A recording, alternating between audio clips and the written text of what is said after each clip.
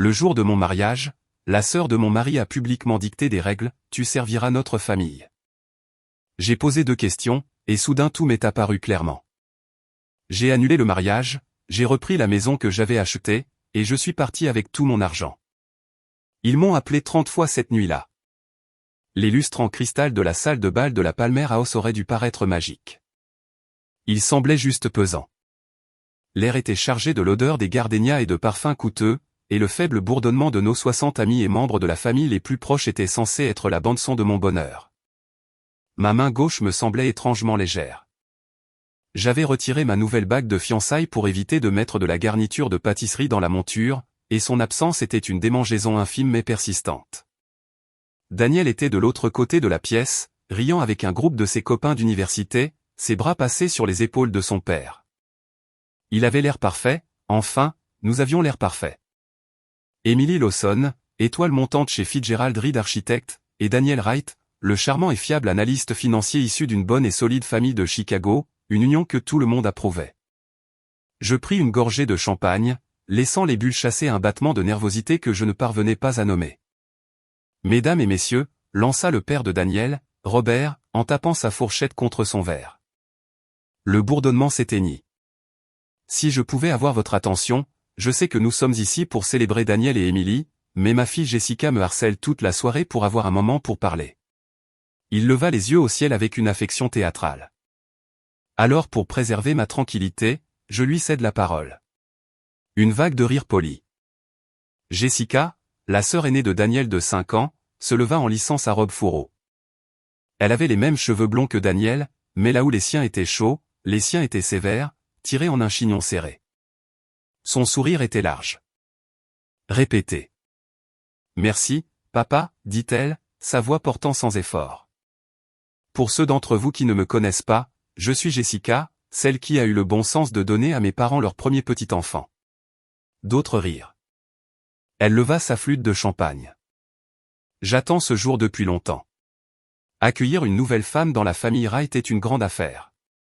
C'est plus que de l'amour. C'est une question de continuité. C'est une question de responsabilité. Quelque chose dans son ton rendit le champagne amer dans mon estomac. Je vis le sourire de Daniel se crisper légèrement. Notre famille, continua Jessica, balayant la pièce de son regard, a certaines traditions, des valeurs qui nous ont soudés. Ma mère, elle fit un signe de tête vers Eleanor, qui était assise, souriant sereinement, a été la colonne vertébrale absolue de cette famille, le ciment. Et alors que Daniel fait entrer Emily dans notre giron, je veux juste partager quelques espoirs pour notre avenir. Daniel croisa mon regard et haussa légèrement les épaules, impuissant, comme pour dire, c'est Jessica, égale à elle-même. Emily, dit-elle, tournant toute son attention vers moi. Le regard de la salle suivit. Nous sommes si ravis que Daniel ait trouvé quelqu'un d'aussi accompli. Mais une famille comme la nôtre ne fonctionne pas seulement avec des plans et des réunions de clients. Un petit rire étouffé de la part de l'une des tantes de Daniel. J'ai hâte de te voir à nos traditionnels dîners de famille du dimanche. Maman pourrait vraiment avoir besoin d'aide en cuisine. Ces recettes sont un rite de passage. Et bien sûr, reprendre la gestion des comptes du foyer pour maman et papa leur enlèvera un tel poids des épaules. C'est comme ça que nous apprenons tous les ficelles du métier. Tu sais, les petites choses, se souvenir de l'horaire de golf de papa, s'assurer que les déjeuners de charité de maman sont sur le calendrier familial, être la personne de contact pour les communications familiales. Ce sont ces actes de service qui nous lient vraiment. La pièce était maintenant totalement silencieuse. Le tintement d'une fourchette quelque part résonna comme un fracas. Je sentis une bouffée de chaleur me monter au cou. Ce n'était pas un toast. C'était une description de poste, une proclamation publique et non négociable de ma subordination. Daniel fixait son assiette. Il ne me regardait pas. Jessica leva son verre plus haut. Alors, à Emily. Puisses-tu embrasser le rôle magnifique et gratifiant d'être le cœur de la famille Wright, tout comme notre mère l'a été. Nous sommes impatients de t'avoir pleinement intégré. Elle prit une gorgée. Quelques, santé, épars et incertains suivirent. La plupart des gens avaient l'air simplement stupéfaits ou embarrassés. Tout le sang qui m'était monté au visage se transforma en un œuf froid et dur dans ma poitrine. La chaleur de la pièce disparut. Je posai ma flûte de champagne sur la table avec un clic précis et silencieux qui résonna à mes propres oreilles. Je me levai. Mes jambes étaient stables. Cela me surprit. Jessica, dis-je, et ma voix était claire. Elle venait et portait tout aussi bien que la sienne. C'était ma voix de réunion de projet, celle que j'utilisais avec des entrepreneurs têtus. Merci pour cette vision détaillée de mon avenir. Un rire nerveux de quelque part. J'ai cependant 2 questions, continuai-je, penchant la tête comme si j'étais sincèrement curieuse. Premièrement, ces tâches spécifiques, la comptabilité, le service en cuisine, les tâches d'assistante personnelle pour tes parents sont-elles des traditions documentées de la famille Wright, ou sont-elles plutôt des attentes personnelles de ta part? L'air quitta la pièce. Le sourire de Jessica se figea, puis se fissura sur les bords. C'est comme ça que notre famille fonctionne. C'est la tradition. Je vois, dis-je en hochant lentement la tête. Ma deuxième question est pour Daniel. Puis je regardai enfin directement mon fiancé. Sa tête se releva d'un coup, ses yeux écarquillés d'une panique de cerf pris dans les phares que je n'avais jamais vus auparavant. Dans cette structure familiale proposée que Jessica vient de décrire, quel sera exactement ton rôle? Quelle responsabilité traditionnelle spécifique assumeras-tu pour nous lier et être la colonne vertébrale de notre nouvelle unité familiale? Silence. Un silence profond et retentissant. La bouche de Daniel s'ouvrit, mais aucun son n'en sortit. Il regarda de moi à sa sœur, à son père, qui fronçait maintenant profondément les sourcils. Je subviendrai aux besoins bien sûr, balbutia Daniel, sa voix faible. Et tu sais, je soutiendrai la famille. Soutenir comment, demandai-je, mon ton toujours d'une politesse mortelle. Émotionnellement, logistiquement? En prenant en charge la moitié de la gestion des comptes de notre foyer? En apprenant les recettes de ta mère à mes côtés? Émilie, ce n'est pas le moment pour, commença Robert Wright, sa voix un grondement sourd d'avertissement. Je pense que c'est le moment parfait, l'interrompis-je doucement, regardant toujours Daniel. Je viens d'entendre une offre d'emploi très spécifique pour ma vie de femme mariée. J'essaie de comprendre l'organigramme complet. Le poste de mon partenaire dans cette entreprise familiale semble indéfini. Daniel retrouva sa voix, mais ce fut la mauvaise. Elle était conciliante, dédaigneuse. Chérie, Jess est juste excitée. Elle s'emporte. Tu prends ça beaucoup trop au pied de la lettre. On peut juste profiter de la fête? Profiter de la fête. Les 3 mots étaient un renvoi. Une demande d'avaler l'humiliation publique et de faire bonne figure. Je regardais son visage, le visage que j'aimais, l'homme avec qui j'avais choisi de construire une vie, et je vis un étranger. Je vis un garçon terrifié par la désapprobation de sa sœur, se cachant derrière un faible sourire. La lucidité fut comme de l'eau glacée. Je n'ai pas élevé la voix. Je n'ai pas pleuré. J'ai simplement pris mon sac à main du dossier de ma chaise. Je crois que j'en ai profité autant que je le pouvais, dis-je à toute la table mortifiée. S'il vous plaît, continuez tous à célébrer. Merci d'être venus. Et je suis sorti. Mes talons claquaient à un rythme régulier et décidé sur le sol en marbre. Je ne me suis pas retourné. J'entendis une agitation derrière moi. La voix de Daniel appelant mon nom. Le ton plus strident de Jessica. Le bourdonnement croissant des conversations scandalisées.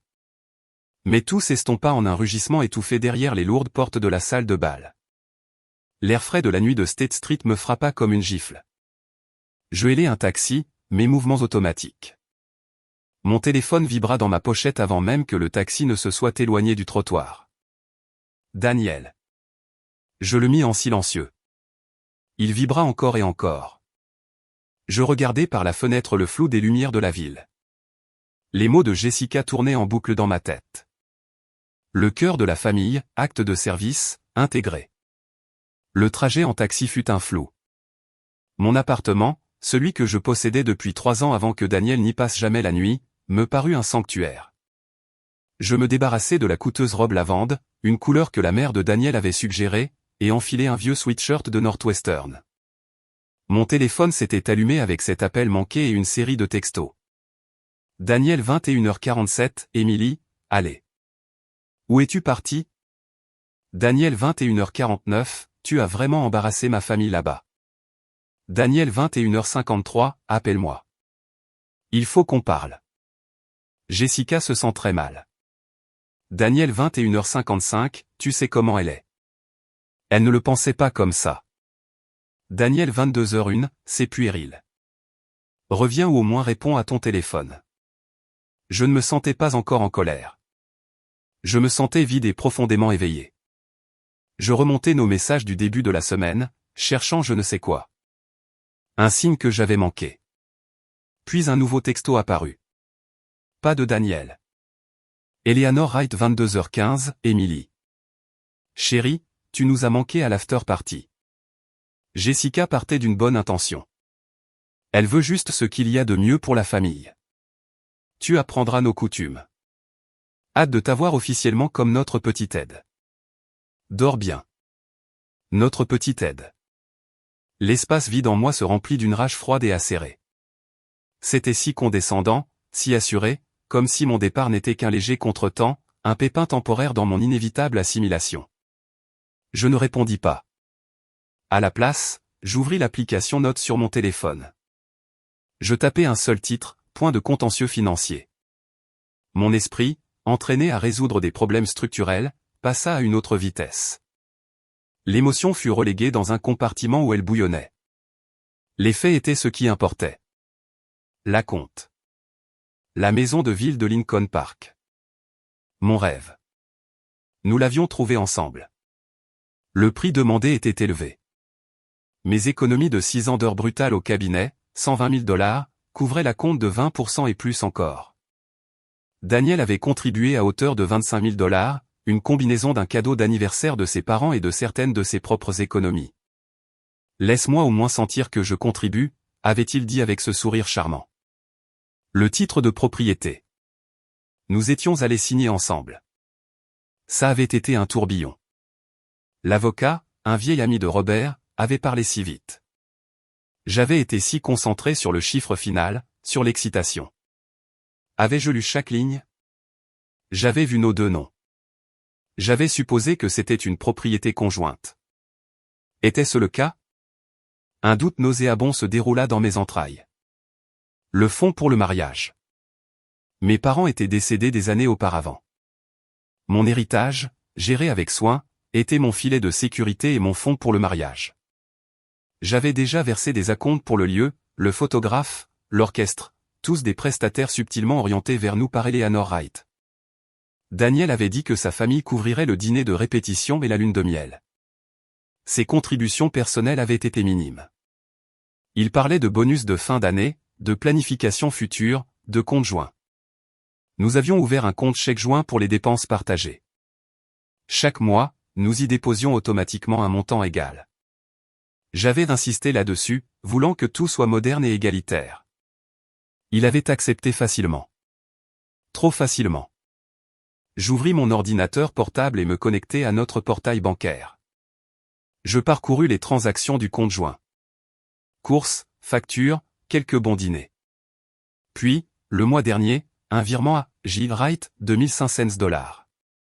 Mémo, remboursement de prêt. Jessica. Daniel ne l'avait pas mentionné. Je cliquai plus loin en arrière. Un autre virement plus petit 2 mois plus tôt. Même mémo. Mes mains étaient stables lorsque je pris mon téléphone. Je n'appelais pas Daniel. J'appelais ma colocataire de l'université, Chloé, qui était maintenant une avocate féroce spécialisée dans les divorces chez Klein et Bovet. Ça sonna 2 fois. Et M, tu ne devrais pas être jusqu'au cou dans le champagne et les canapés? Sa voix était joyeuse. Chloé, dis-je, et la platitude de ma propre voix me surprit. J'ai besoin d'une avocate. Pas pour un divorce. Pour une rupture de fiançailles. Le silence à l'autre bout du fil fut complet pendant un instant. D'accord, dit-elle, tout à fait professionnelle maintenant. Parle-moi. Que s'est-il passé? Je lui racontai. Je récitai le discours de Jessica. Mes questions, la réaction de Daniel, le texto de sa mère. J'énumérai les points financiers. Ma voix était détachée, clinique. Quand j'eus fini, Chloé laissa échapper un long élan sifflement. Waouh! Les Wright ont vraiment joué la carte femme de Stepford avec toi. D'accord, écoute. Ne réagis pas. Ne réponds pas à ces textos avec quoi que ce soit d'émotionnel. Si tu dois répondre, sois un rocher gris. J'ai besoin d'espace pour digérer. C'est tout. Lundi matin, tu viens à mon bureau. On va récupérer l'acte de propriété. On gèle tous les actifs joints que tu peux. Et Émilie? Oui. Tu as fait la chose absolument juste.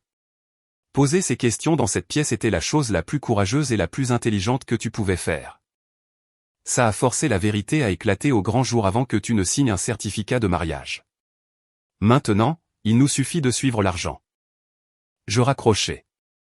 Le nœud d'anxiété dans ma poitrine se desserra juste un peu. J'avais un plan. J'avais une alliée. Un dernier texto clignota sur mon écran.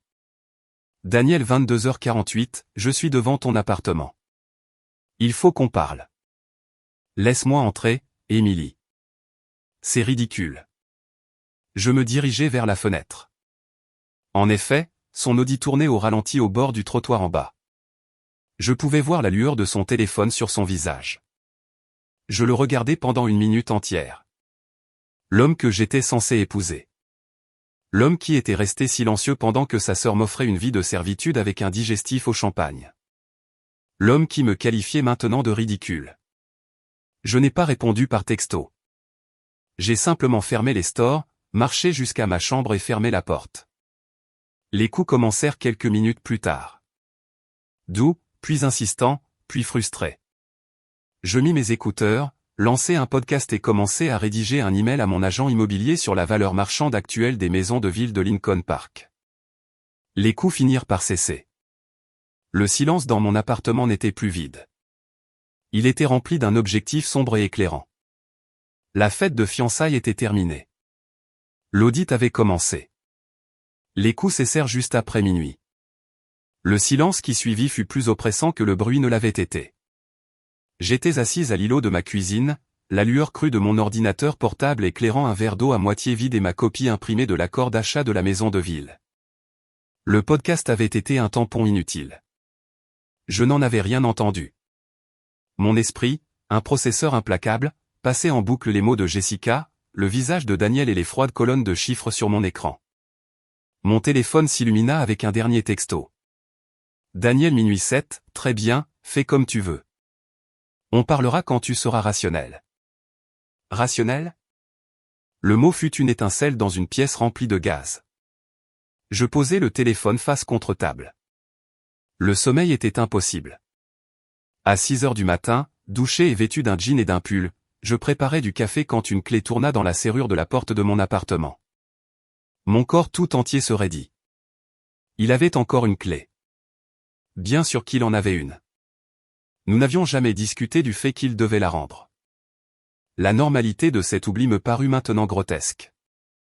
Daniel entra, l'air dévasté. Sa chemise de la nuit dernière était froissée, ses yeux injectés de sang. Il tenait un plateau en carton avec 2 cafés de notre endroit habituel. Le geste familier, la tentative de normalité, me retourna l'estomac. Et dit-il, sa voix rauque. Je t'ai apporté un latte. Lait écrémé, dose supplémentaire. S'il te plaît, on peut juste parler? Il posa les cafés sur l'îlot, poussant l'un vers moi. Je ne le touchai pas. Tu es entré chez moi, constatai-je, ma voix plate. Je vis encore ici, Émilie. La moitié de mes affaires sont là. Il passa une main dans ses cheveux. Écoute, à propos de la nuit dernière, mon Dieu, quel désastre. Je suis tellement désolé pour Jessica. Elle se met une idée en tête sur la façon dont les choses devraient être et elle vomit ça sur tout le monde. Elle se sent terriblement mal. Je m'appuyai contre le comptoir, croisant les bras. Vraiment? Oui. Elle m'a appelé en pleurant après ton départ. Elle a dit qu'elle essayait juste de t'accueillir, d'exprimer à quel point la famille valorise la cohésion. La cohésion, répétai-je. C'est comme ça qu'on appelle ça?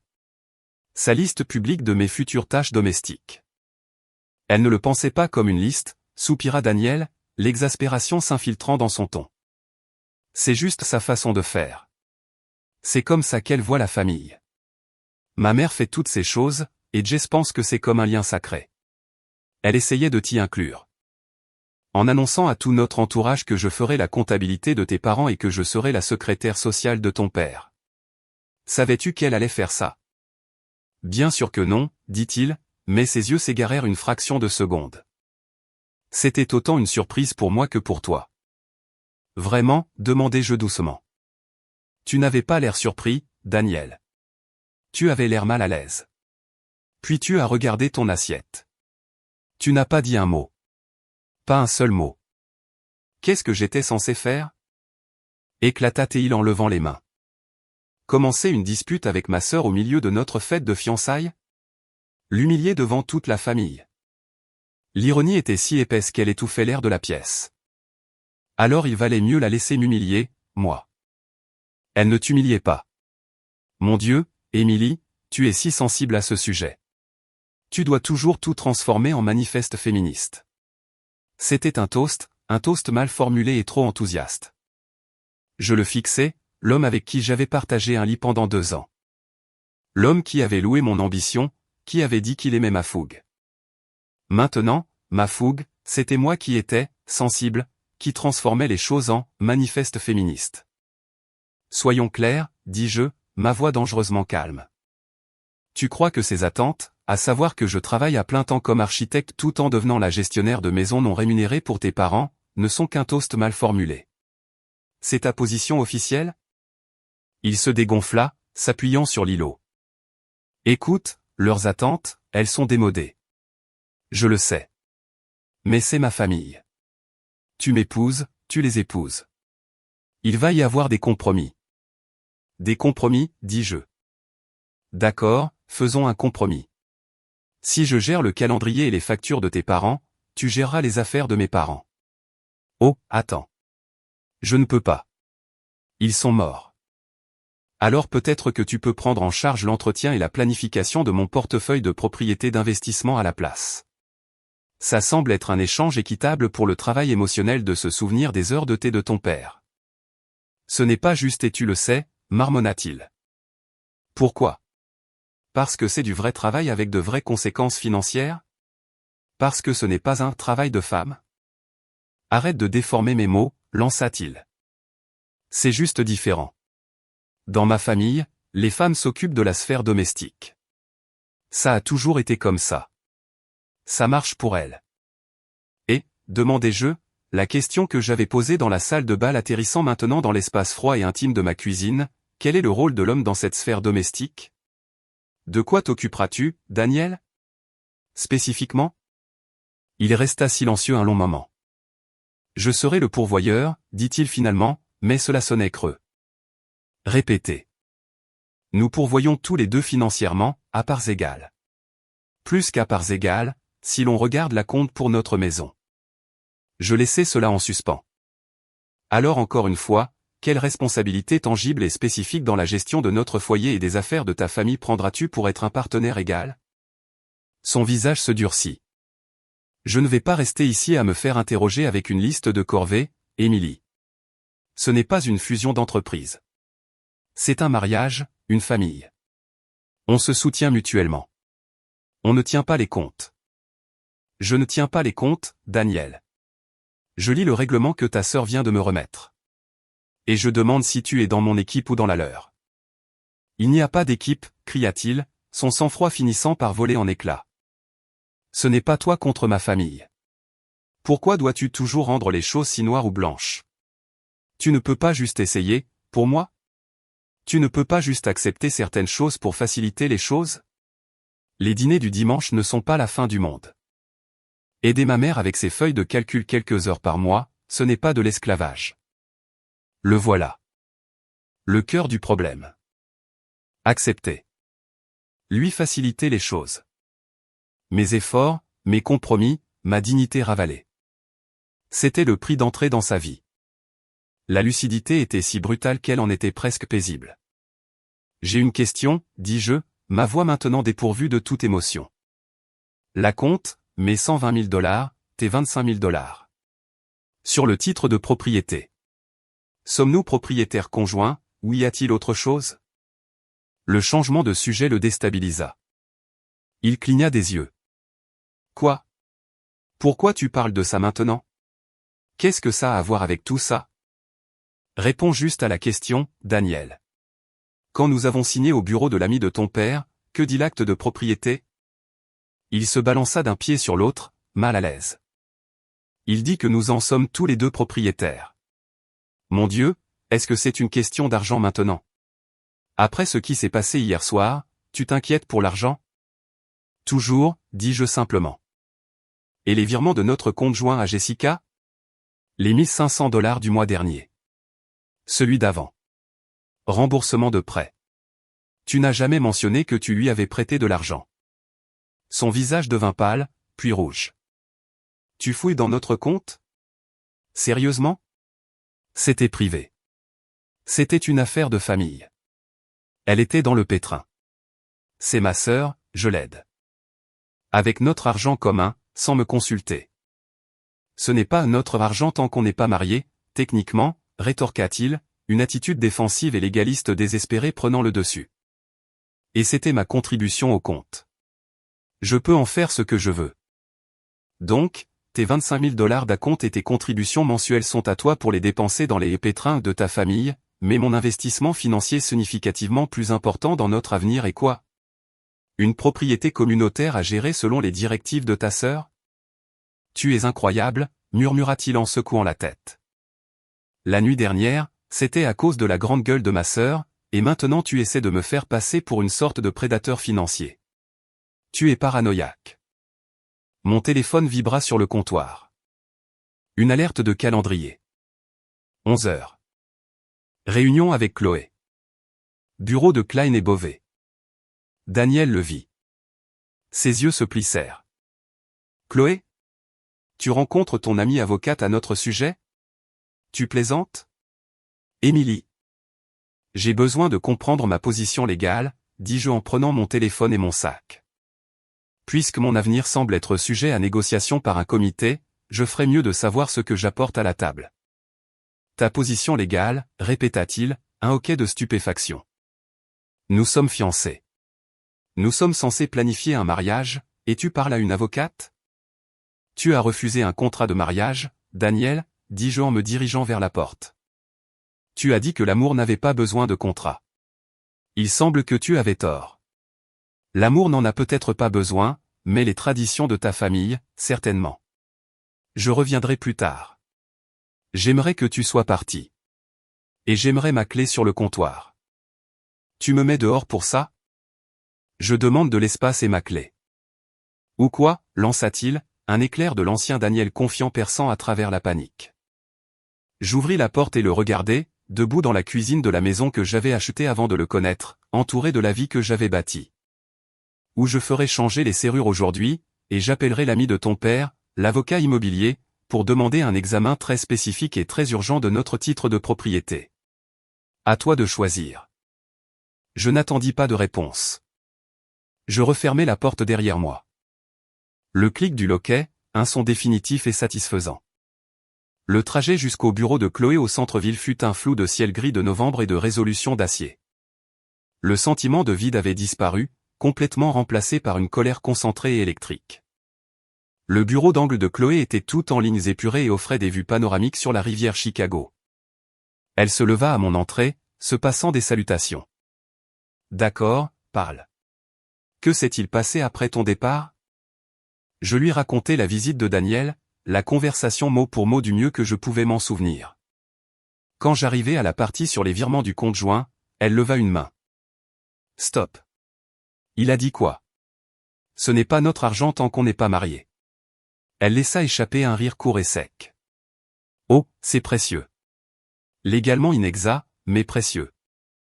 Elle se mit à taper furieusement sur son clavier. Donne-moi les dates et les montants approximatifs de ces virements. Et le nom sur le compte est juste Jill Wright? Oui. $1 500 le mois dernier vers le 15. Un autre de $800 environ 6 semaines avant ça. Elle hocha la tête en prenant des notes. Très bien, première chose à faire, l'acte de propriété. Elle tourna son moniteur vers moi. Elle avait déjà ouvert la base de données du bureau d'enregistrement des actes du comté de Cook. Tu m'as donné l'adresse. Voyons ce que le charmant monsieur Henderson, ami des Wright, a déposé.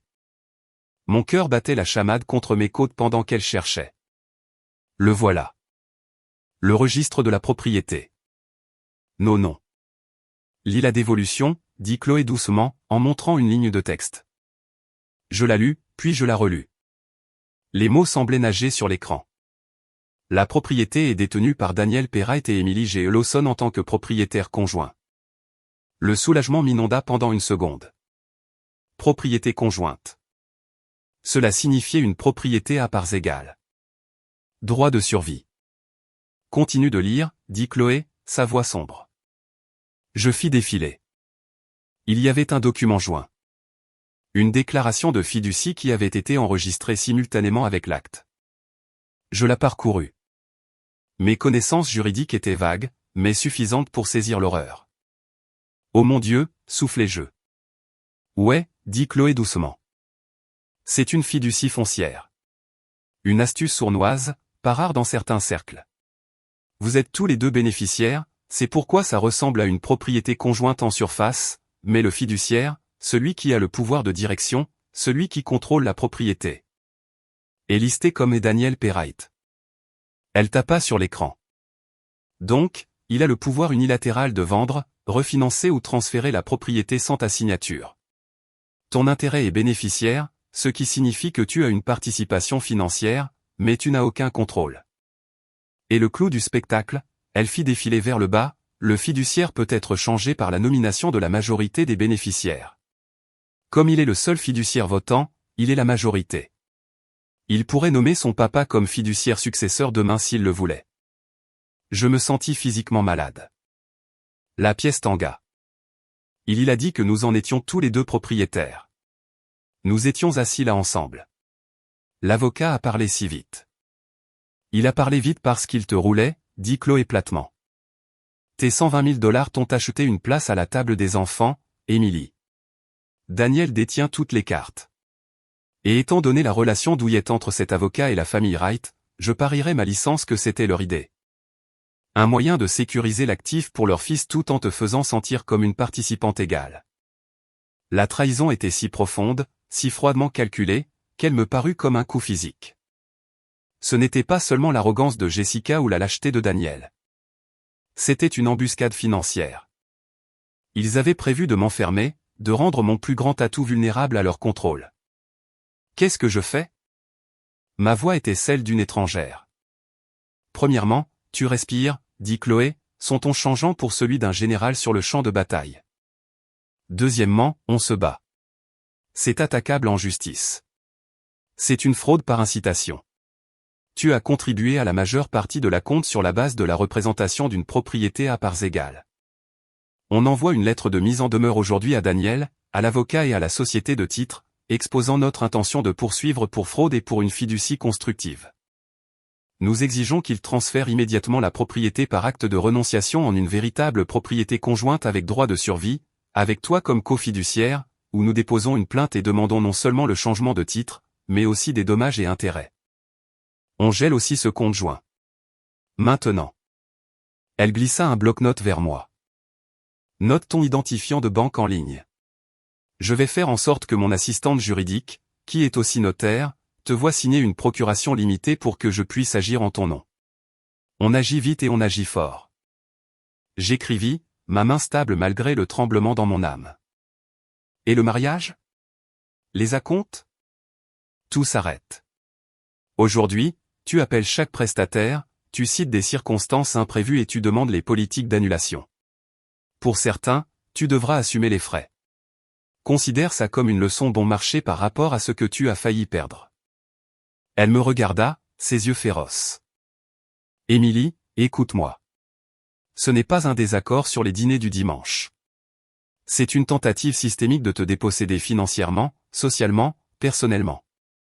Le discours était le manifeste. La fiducie est le mécanisme d'application. Mon téléphone vibra dans mon sac, encore et encore. Je n'avais pas besoin de regarder pour savoir que c'était Daniel. Les 30 appels avaient commencé. Ne réponds pas, ordonna Chloé. Pas un mot. Toute communication passe par moi maintenant. Il n'est pas ton fiancé en ce moment. Il est la partie adverse dans un litige financier. Je pris une profonde inspiration tremblante. Le dernier vestige de la femme qui avait enfilé une robe lavande la veille se dissolvait. D'accord, dis-je. Alors que Chloé commençait à dicter des instructions à son assistante, mon téléphone s'alluma sur la table. Un nouveau texto, pas de Daniel. Eleanor Wright 11h47, Emily, chérie. Daniel a le cœur brisé. Nous sommes tous si inquiets. Cette bêtise a assez duré. Viens dîner ce soir. Nous allons tout arranger. Jessica veut s'excuser. 19h. Ne sois pas en retard. Je le montrai à Chloé. Elle eut un sourire narquois. Un sourire de prédateur. Oh, bien. Ils ont convoqué le tribunal. Tu veux t'amuser un peu? Qu'est-ce que tu veux dire? Va dîner, dit-elle, ses yeux brillants. Ne dis pas un mot sur la fiducie. Ne mentionne ni moi ni la lettre. Écoute simplement. Laisse-les parler. Enregistre tout sur ton téléphone. Dans cet état, le consentement d'une seule partie suffit. Fais-leur réitérer leurs attentes. Fais confirmer à Daniel sur enregistrement qu'il était au courant de la structure de la fiducie. C'est une munition. Cela semblait dangereux. Cela semblait nécessaire. Qu'est-ce que je dois porter, demandai-je, ma voix sèche. Chloé rit. Porte une armure, ma chérie. Une armure invisible. Et envoie-moi le fichier audio quand tu rentreras. La maison de la famille Wright à Wilmette était un monument à la richesse discrète. Elle ressemblait moins à une maison qu'à un décor de théâtre pour un drame sur des gens riches se comportant mal. Je garai ma voiture, l'application mémo vocale de mon téléphone déjà en train d'enregistrer dans mon sac à main. Les mots de Chloé résonnaient, armure invisible. Eleanor ouvrit la porte avant que je ne puisse sonner. Son sourire était une ligne fine et tendue. Emily, si heureuse que tu aies décidé de te joindre à nous. Nous étions inquiets pour toi. Son ton suggérait que j'étais une enfant turbulente. Merci de me recevoir, Eleanor, dis-je, ma voix neutre. La salle à manger était formelle. Jessica et Robert étaient déjà assis. Daniel était assis au bout, regardant sa serviette. Il n'a pas croisé mon regard. Une chaise vide m'attendait entre Jessica et Eleanor. Une place sur la ligne de tir. Nous nous servirons nous-mêmes, annonça Eleanor, désignant les plats de poulet rôti et de légumes. À la bonne franquette, plus intime. Dès que je me suis assise, Jessica se lança dans ses excuses, répétées et suintant la condescendance. Emily, à propos d'hier soir, je pense que tu as mal interprété mon enthousiasme. Je veux seulement que tu te sentes incluse. Les choses que j'ai mentionnées, ce ne sont pas des corvées, ce sont des privilèges. Les femmes de notre famille ont toujours été les gardiennes du cœur de notre foyer. Je pris une petite portion de poulet. Je vois. Et Daniel, de quoi les hommes de votre famille sont-ils les gardiens? Robert se racla la gorge. Un son d'avertissement sourd. Les hommes assurent la stabilité, la sécurité. Nous construisons les fondations pour que le cœur puisse s'épanouir. Il dit cela comme s'il citait un mauvais énoncé de mission d'entreprise. Fascinant, dis-je, gardant les yeux sur mon assiette. Une division du travail très spécialisée. Daniel, as-tu l'impression de construire des fondations stables pour nous? Daniel tressaillit. On peut ne pas faire ça maintenant? Mangeons, c'est tout. Oh, mais je suis sincèrement curieuse, insistai-je, mon ton léger. Étant donné que j'ai construit mes propres fondations financières, la compte de notre maison, par exemple. Quel genre de stabilité fournis-tu qui soit différente de la mienne? L'air se glaça. La fourchette de Jessica cliqueta contre son assiette. Cette maison est notre avenir, dit Daniel, me regardant enfin, ses yeux suppliants. Elle est à nous. Pourquoi tu parles d'argent là-dedans? Parce qu'hier soir, Jessica a parlé de travail. J'essaie juste de comprendre le modèle économique complet de ce mariage. Mon capital, mon travail, ta stabilité symbolique. C'est ton attitude qui est le problème, lança Jessica, son sang-froid se brisant. Cette pensée transactionnelle. Le mariage n'est pas un contrat d'affaires. Ah non, demandai-je, levant enfin les yeux, croisant son regard. Tu as présenté une liste de mes devoirs. Ça ressemble à une description de poste. Je pose des questions sur la rémunération, les avantages et le rôle de mon partenaire. Ça me semble logique. Eleanor posa sa main sur la mienne. Elle était froide. Chérie, tu es à bout de nerfs. La maison est une bénédiction partagée. Les détails. L'ami du père de Daniel s'est occupé de tout ça pour vous protéger tous les deux. C'est si complexe. Mieux vaut laisser ça aux experts. Mon téléphone dans mon sac enregistrait chaque mot. Vous protégez tous les deux. La transition parfaite. J'en suis sûr, dis-je doucement. Cette structure de fiducie qu'il a mise en place, la fiducie foncière de l'Illinois. C'est complexe. Silence. Un silence profond et assourdissant. Le visage de Daniel devint blanc comme un linge. La fourchette de Robert s'arrêta en l'air. Jessica avait l'air confuse. Quelle fiducie ? Demanda Jessica. Daniel retrouva sa voix. Un son étranglé. Émilie, de quoi tu parles ? C'est juste un acte de propriété standard. Ah oui ? Je penchai la tête. Parce que ma compréhension est que dans une propriété conjointe standard, nous avons tous les deux le contrôle. Le document que j'ai examiné aujourd'hui dit que tu es le seul fiduciaire. Tu as le pouvoir de vendre notre maison sans ma connaissance ou ma signature, en utilisant mon argent. Je gardai mon regard fixé sur lui. Le savais-tu, Daniel, quand nous avons signé ? Savais-tu que tu obtenais tout le pouvoir et moi, rien du tout ? Écoutez-moi bien, commença Robert, sa voix tonitruante. Je demande à votre fils, Robert, dis-je, le coupant, mes yeux ne quittant jamais le visage effondré de Daniel. Bien sûr que non, je veux dire, l'avocat a expliqué que c'était pour la responsabilité, il balbutia, pour s'assurer que l'investissement de ta famille était sécurisé. Indépendamment de ce qui pourrait m'arriver, finis-je pour lui. C'était ça, le raisonnement ? N'ose pas lui parler de cette façon. Jessica se leva, pointant un doigt vers moi. Espèce de petite ingrate. Après tout ce que nous avons essayé de faire pour toi, pour t'accueillir, vous avez essayé de faire de moi une servante sous contrat et votre frère a essayé de m'escroquer d'un investissement à 6 chiffres, constatai-je platement, me levant également.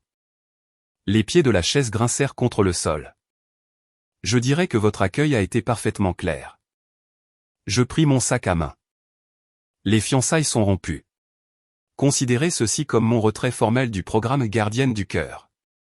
Je ferai en sorte que mon avocate vous contacte demain. Daniel, tu auras de ses nouvelles ce soir. Ton avocate, couina Daniel. Oui, Chloé Klein de Klein et Beauvais. Tu devrais avoir le tien, probablement l'ami de ton père qui a monté cette petite arnaque, en numérotation rapide. Je me tournai et sortis de la salle à manger, traversai le hall caverneux et franchis la porte d'entrée. Je ne courus pas. Je marchai calmement jusqu'à ma voiture. Au moment où je mis le contact, mon téléphone s'alluma. Pas un appel. Un texto d'un numéro que je ne reconnaissais pas. Numéro inconnu 20h22, vérifie le site du bureau d'enregistrement du comté de Cook. Maintenant. Chloé. M'arrêtant un pâté de maison plus loin, je tripotais mon téléphone. Chloé m'avait envoyé un lien direct. Je cliquai dessus. C'était un nouveau dépôt concernant la maison de ville. Un avis de cession d'intérêt bénéficiaire, déposé aujourd'hui à 16h58. Daniel P. Wright avait cédé 50% de l'intérêt bénéficiaire de la fiducie foncière à Robert Wright. Il avait donné à son père la moitié de ma maison. Mes mains tremblaient, mais pas de tristesse. D'une rage blanche et incandescente. Il n'avait même pas attendu la lettre de l'avocat. Il avait paniqué et essayé d'ancrer davantage le contrôle de sa famille. Je lançai l'enregistrement vocal que je venais de faire. Ma propre voix, froide et claire, remplit la voiture. Le savais-tu, Daniel, quand nous avons signé ? Savais-tu que tu obtenais tout le pouvoir et moi, rien du tout ? Sa réponse hésitante et coupable était toute la confirmation dont j'avais besoin. J'appelai Chloé. Elle répondit à la première sonnerie. Tu as entendu ? Il vient de donner la moitié à son père, dis-je, ma voix terriblement stable. J'ai vu. C'est un geste désespéré. Ça ne change rien à la fraude. Ça ajoute juste un autre défendeur au procès. Envoie-moi l'audio maintenant. La cavalerie arrive. J'envoyai le fichier. Alors que je reprenais la route, mon téléphone se mit à vibrer, et vibrer, et vibrer. Daniel qui appelait. Jessica qui appelait. Robert qui appelait. Daniel qui appelait. Eleanor qui appelait. Je le mis en silencieux. L'écran clignotait encore et encore, une lumière stroboscopique de leur panique dans la voiture sombre. 30 appels, peut-être plus. Ils pouvaient appeler toute la nuit. J'avais fini d'écouter. Le bureau de Chloé sentait le café et le papier fraîchement imprimé. D'accord, ils ont déclaré la guerre avec ce dépôt de session. Maintenant, on riposte. Elle glissa un document sur le bureau poli. C'est la lettre de mise en demeure. Elle est adressée à Daniel, Robert, et à cet avocat véreux, Henderson. Elle expose la fraude. Cite la preuve audio de la connaissance de Daniel et leur donne 48 heures pour transférer la propriété par acte de renonciation en une véritable propriété conjointe avec toi comme cofiduciaire. S'ils ne le font pas, nous engageons une poursuite pour fraude, fiducie constructive et infliction intentionnelle de détresse émotionnelle. Nous exigeons également la restitution intégrale de chaque centime que tu as mis dans cette maison, plus des dommages et intérêts. Je parcourus le jargon juridique. C'était brutal, précis et magnifique. Et le compte joint. Je l'ai ce matin. Ta procuration est passée. Son dépôt mensuel de 1200 $ est arrivé ce matin et il est bloqué. Il s'en rendra compte quand sa carte sera refusée pour le déjeuner. Un petit sourire vicieux se dessina sur ses lèvres. Maintenant, la partie amusante. Les réseaux sociaux. Chloé, je ne veux pas me lancer dans une guerre de publication avec Jessica.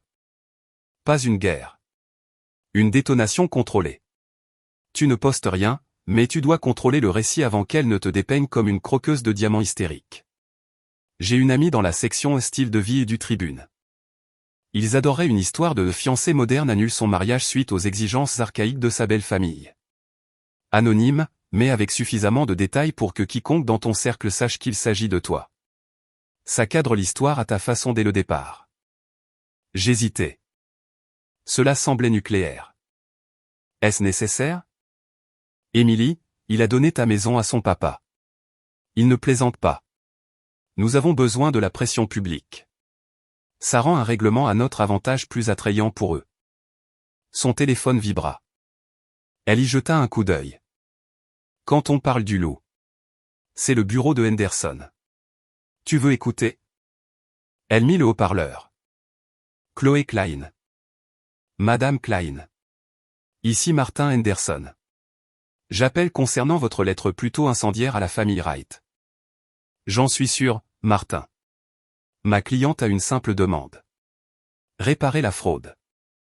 Fraude est un mot fort et diffamatoire. Mes clients ont agi de bonne foi pour protéger les deux parties dans un achat d'actifs complexe. La fiducie foncière est un véhicule courant pour la protection de la responsabilité. L'incompréhension de votre cliente ne constitue pas une fraude. Je vis les yeux de Chloé se durcir. Incompréhension? Votre client, Daniel Wright, sur une ligne enregistrée, a admis ne pas comprendre pleinement les termes de la fiducie, bien que celle-ci lui ait accordé le contrôle exclusif d'un actif financé principalement par ma cliente. C'est une fraude par incitation. Puis, une fois confronté, il a tenté d'aliéner davantage son intérêt en le cédant à son père. C'est un détournement. Nous avons l'enregistrement, Martin. Nous avons la trace écrite. Nous gagnerons. Et quand nous le ferons, nous demanderons des frais de justice à votre cabinet pour votre rôle dans cette entreprise de bonne foi. Il y eut un long silence à l'autre bout. Un enregistrement?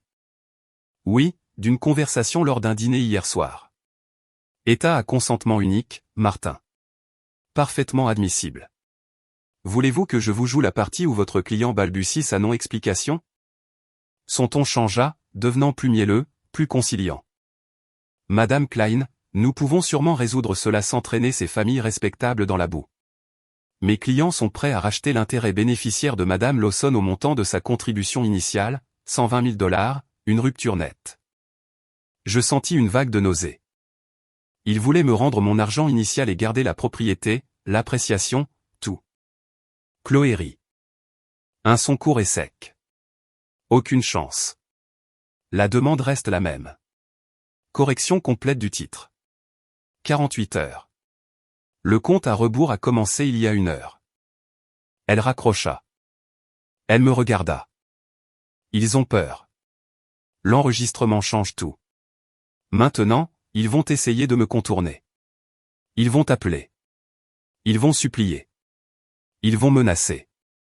Tu dis une seule phrase, parler à mon avocate. Puis tu raccroches. Compris? Mon téléphone vibra dans ma main. Daniel. Je montrai l'écran à Chloé. Fais-le. Je répondis, en mettant le haut-parleur. Parle à mon avocate, Daniel. Émilie, attends. S'il te plaît, écoute. Sa voix était rauque, paniquée. Tu ne peux pas faire ça. Tu as enregistré ma famille lors d'un dîner privé. C'est malsain. Parle à mon avocate, répétai-je, ma voix monotone. Mon père parle de te poursuivre en diffamation. Henderson dit que tu n'as aucune chance. Ils vont te ruiner. Tu ne travailleras plus jamais dans cette ville. Chloé mima, menace, et pointa son téléphone, indiquant qu'elle enregistrait aussi l'appel maintenant. Est-ce une menace concernant ma carrière professionnelle, Daniel, demandai-je, rendant ma voix froidement curieuse. Parce que mon avocate écoute, et c'est juridiquement très intéressant. Il haleta, réalisant le piège. Non. Je veux juste dire mon Dieu, Émilie, tout ça est une erreur. Reviens juste à la maison. On peut arranger ça. Je vais arranger le truc de la fiducie. Comment? En demandant à ton papa de te rendre sa moitié? Et après? Je deviens la gardienne du cœur? Non merci. Parle à mon avocate. Tu n'es pas raisonnable. C'est juste une maison. C'est juste de la paperasse. Pourquoi détruis-tu notre avenir pour de la paperasse? L'ignorance pure et stupéfiante de la question me coupa le souffle. Ce n'est pas de la paperasse, Daniel. C'est du respect. C'est de l'intégrité. Tu n'en as aucune. Parle à mon avocate. Je mis fin à l'appel. Chloé laissa échapper un petit sifflement. Magnifique. Il vient de nous offrir sur un plateau des arguments de chantage et de coercition. Son ordinateur sonna. Elle regarda et son sourire narquois s'effaça. Eh bien, Jessica n'a pas attendu le tribune. Elle tourna le moniteur. C'était une publication Facebook partagée publiquement par Jessica Wright. À tous nos amis qui ont assisté à une telle laideur lors de ce qui aurait dû être une occasion joyeuse. Certaines personnes entrent dans une famille avec le cœur ouvert. D'autres viennent avec des calculatrices et des magnétophones. Le cœur de mon frère est brisé par une femme qui a valorisé la propriété plutôt que le partenariat et qui viole le caractère sacré d'un dîner de famille avec des enregistrements secrets. Nous prions pour elle. Elle avait déjà plus de 100 cœurs et émojis de visage en colère. Les commentaires affluaient. Tellement horrible, Jess. Tu as essayé de l'accueillir. Un magnétophone? Comportement de psychopathe. Daniel a évité le pire. Mon visage brûlait. La fausse représentation était à couper le souffle. Pile à l'heure, dit Chloé en faisant craquer ses doigts. Maintenant, nous publions notre communiqué. Pas de toi, de moi. Elle se mit à taper furieusement. Un communiqué de presse à ses contacts et une publication sur la page professionnelle du cabinet. Uniquement les faits. Pas d'émotion. 15 minutes plus tard, elle me montra, Klein et Beauvais, au nom de notre cliente Emily Lawson, confirme la dissolution de ses fiançailles avec Daniel Wright. Cette décision fait suite à la découverte de graves fausses déclarations financières faites par M. Wright concernant un achat de propriété en commun, où Madame Lawson a fourni la majorité du capital mais s'est vue refuser tout droit de contrôle ou de propriété. De plus, après confrontation, Monsieur Wright a tenté d'aliéner unilatéralement la propriété. Madame Lawson a déposé des demandes formelles de restitution. Il s'agit d'une simple affaire de fraude financière et de manquement à une obligation de fiducie. Nous disposons de preuves concluantes, y compris des aveux enregistrés, pour étayer nos affirmations. Nous ne jugerons pas cette affaire sur les réseaux sociaux, mais nous corrigerons les faits lorsqu'ils seront diffamés par des parties intéressées. Toute autre demande doit être adressée à ce bureau. C'est parfait, murmurai-je. C'était factuel. Ça les faisait passer pour des escrocs. Ça paraîtra dans le Crânes Business Digest demain. Leur cercle se soucie plus de ça que de Facebook, dit Chloé. Maintenant, rentre chez toi. Déconnecte. Laisse-les tourner dans la tempête que nous venons de déclencher. Je retournai à mon appartement, l'esprit en ébullition. En entrant, mon téléphone fixe sonnait. Le téléphone de la maison que je n'utilisais jamais. Je le fixai. Seules quelques personnes avaient ce numéro, mes parents, aujourd'hui décédés, et la famille de Daniel. Je décrochai, sans rien dire. Émilie. C'était Eleanor Wright. Sa voix était tendue, dépouillée de son ton mielleux habituel. Cela a assez duré. Vous allez arrêter ça. Vous allez retirer ces mensonges de votre avocate, et vous allez régler ça discrètement. Nous sommes prêts à vous offrir 150 000 $, plus que ce que vous avez investi. Mais vous signez un accord de confidentialité. Vous disparaissez. Vous ne parlez plus de ma famille. Je sentis un calme terrifiant. Ou quoi, Eleanor? Votre fils a déjà menacé ma carrière. Quelle est votre version? Vous allez me mettre sur liste noire au country club? Gâcher ma réputation auprès de votre conseil d'administration caritatif? Une inspiration brusque. Espèce de sotte. Vous n'avez aucune idée de ce à quoi vous vous mesurez. Nous avons bâti cette ville. Votre petite avocate ne peut pas vous protéger des conséquences de la diffamation de notre nom. Ce n'est pas de la diffamation si c'est vrai, dis-je doucement. Et j'enregistre aussi cet appel. Alors, merci pour la preuve. Parlez à mon avocate. Je raccrochai. L'armure invisible dont Chloé avait parlé se durcissait en acier. Ce n'était pas une famille. C'était un syndicat, et je venais de déclarer la saison de la chasse ouverte sur leurs opérations. La tempête éclata à 9 h le lendemain matin. Mon téléphone, réglé sur « Ne pas déranger », sauf pour le numéro de Chloé, vibrait toujours comme un frelon piégé avec des notifications, des tags Facebook, des messages directs Instagram, des emails de vagues connaissances. L'article du Tribune avait été publié et le communiqué de presse clinique de Chloé avait été repris par Cranes Chicago Business. Le récit passait de « fiancée et conduite » à « fraude financière présumée ».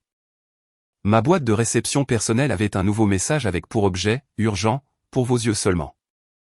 L'expéditeur était un service crypté que je ne reconnaissais pas. Mon pouce accéléra. Je l'ouvris. Émilie, vous ne me connaissez pas, mais je travaille avec Daniel chez Gibson et Finch. Je ne peux plus rester silencieux. Ça fait des mois qu'il dit à tout le monde qu'il a ferré une architecte riche qui leur achète une maison à Lincoln Park. Il appelait ça son plan de retraite. Il a montré les documents de la fiducie à plusieurs d'entre nous lors d'un apéro une fois, se vantant de la façon dont l'avocat de son père l'avait ficelé pour que vous ne puissiez pas faire de folie en cas de divorce. Je suis désolé, je pensais que c'était juste des paroles d'ivrogne. Après avoir vu les nouvelles aujourd'hui, je sais que ce n'était pas le cas. J'ai des captures d'écran de ces textos à ce sujet. Faites-moi savoir si vous en avez besoin. Un collègue.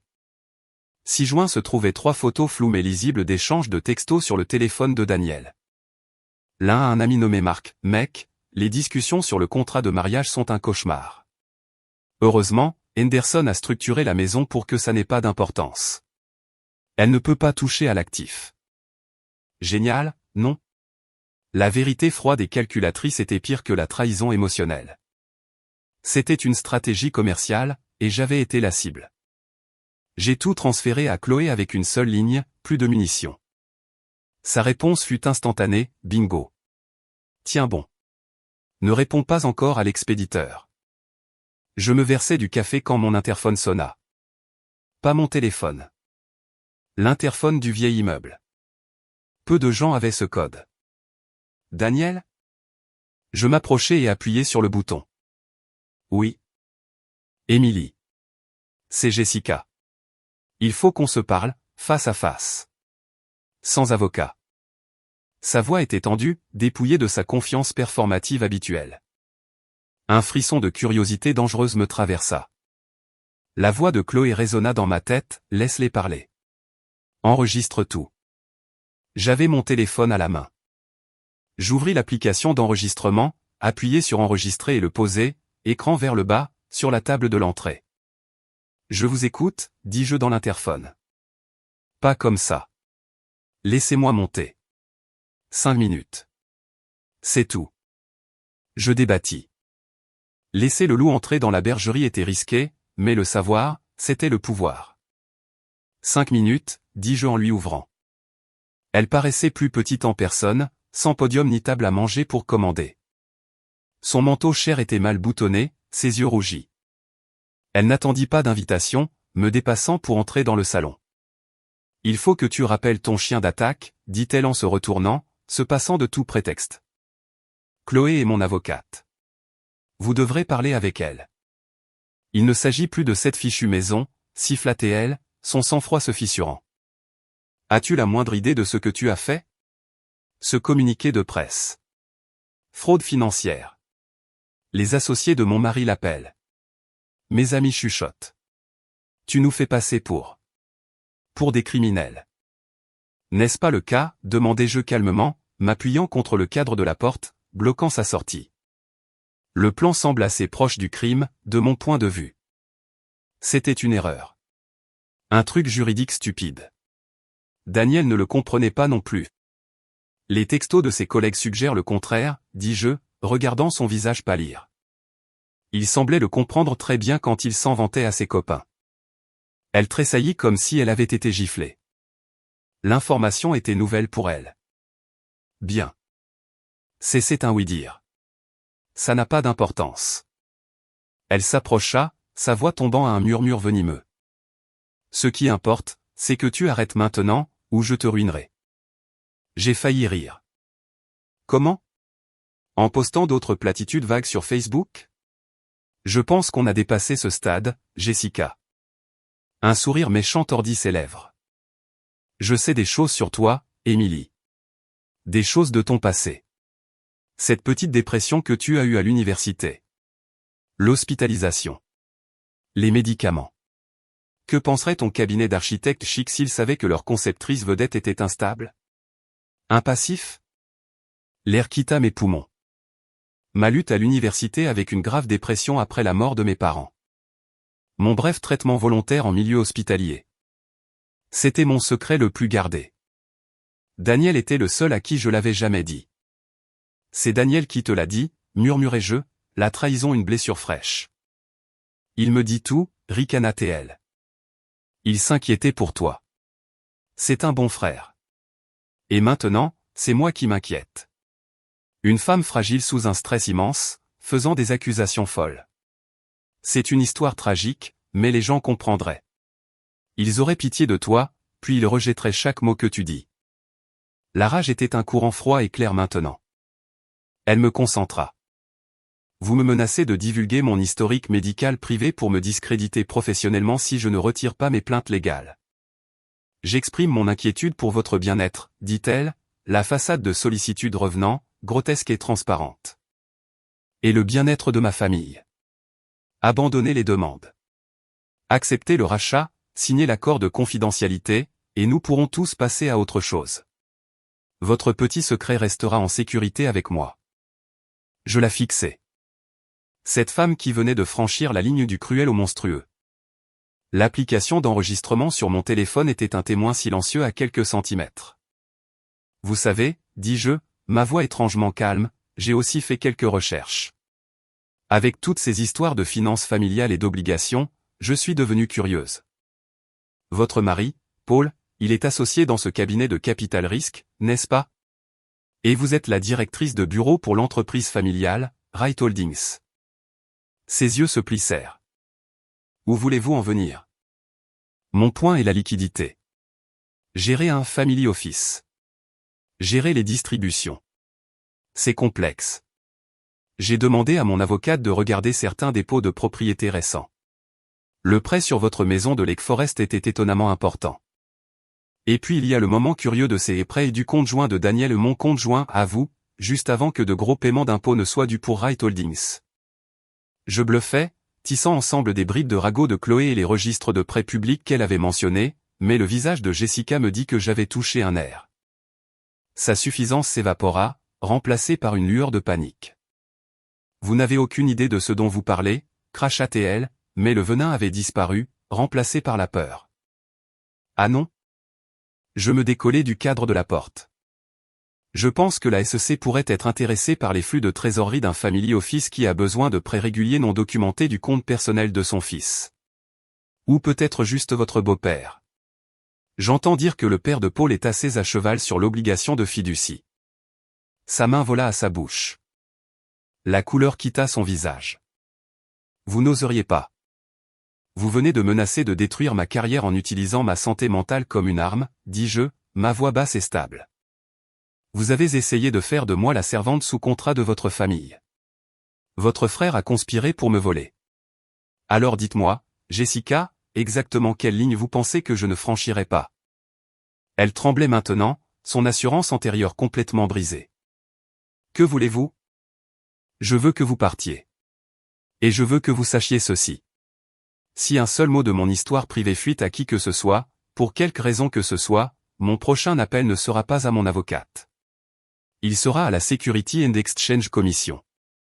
Et je leur fournirai chaque relevé de transaction, chaque texto, chaque bride de spéculation que j'ai sur vous qui vous démenez pour couvrir vos traces avec l'argent de Daniel, avec mon argent. Sommes-nous clairs? Elle hocha la tête. Un mouvement rapide et saccadé, incapable de parler. Dehors. Elle courut presque jusqu'à la porte, tâtonnant avec le loquet. Quand il claqua derrière elle, je laissai échapper un long souffle tremblant.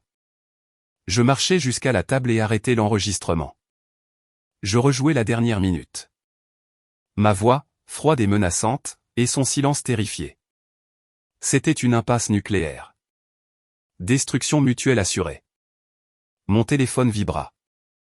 Un texto de Chloé. Chloé, info. Henderson vient d'appeler. Ils ont accepté nos conditions. Toutes. Ils transféreront la propriété à ton seul nom dans les 24 heures pour éviter un litige. Ils veulent un accord de confidentialité mutuelle. Je fixai le message. Victoire. Une reddition complète et inconditionnelle. La visite de Jessica prenait tout son sens. C'était leur dernière tentative désespérée pour éviter d'être exposés sur une échelle bien plus grande qu'une simple rupture de fiançailles compliquée. Je tapai ma réponse, mes doigts stables. Pas d'accord mutuel. Je ne signerai rien qui me fasse taire.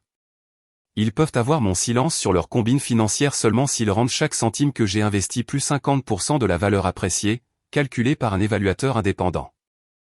Et une déclaration publique de Daniel admettant qu'il a déformé les conditions de la propriété. Sinon, je prends la maison et l'histoire devient publique.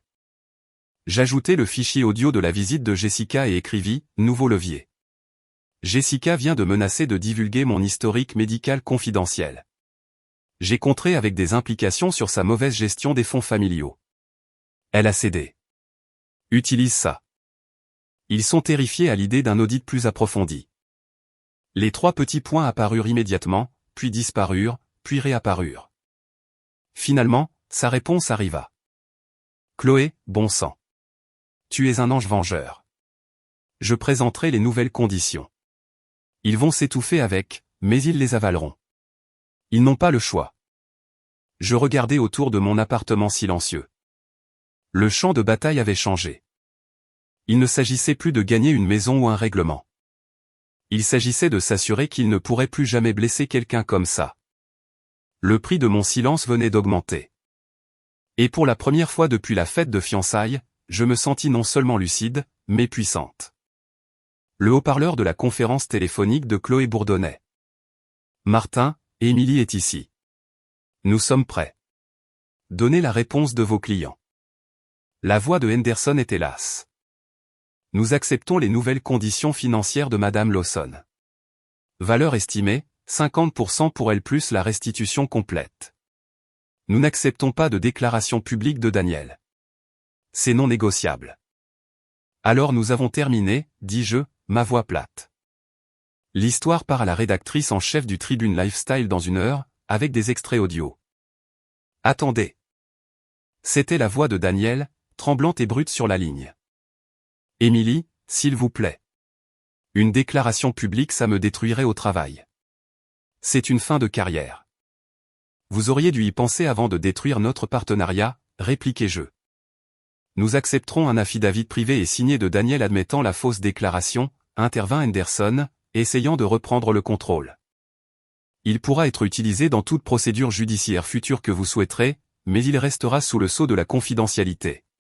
Et en retour, votre silence total sur toutes les questions, y compris les préoccupations spéculatives concernant Wright Holdings. Il négociait âprement pour garder la fraude secrète. La peur de Jessica était mon levier.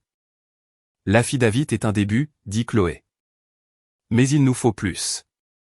Nous voulons que toutes les copies numériques des dossiers médicaux privés d'Emily détenus par un membre de la famille Wright soient supprimées.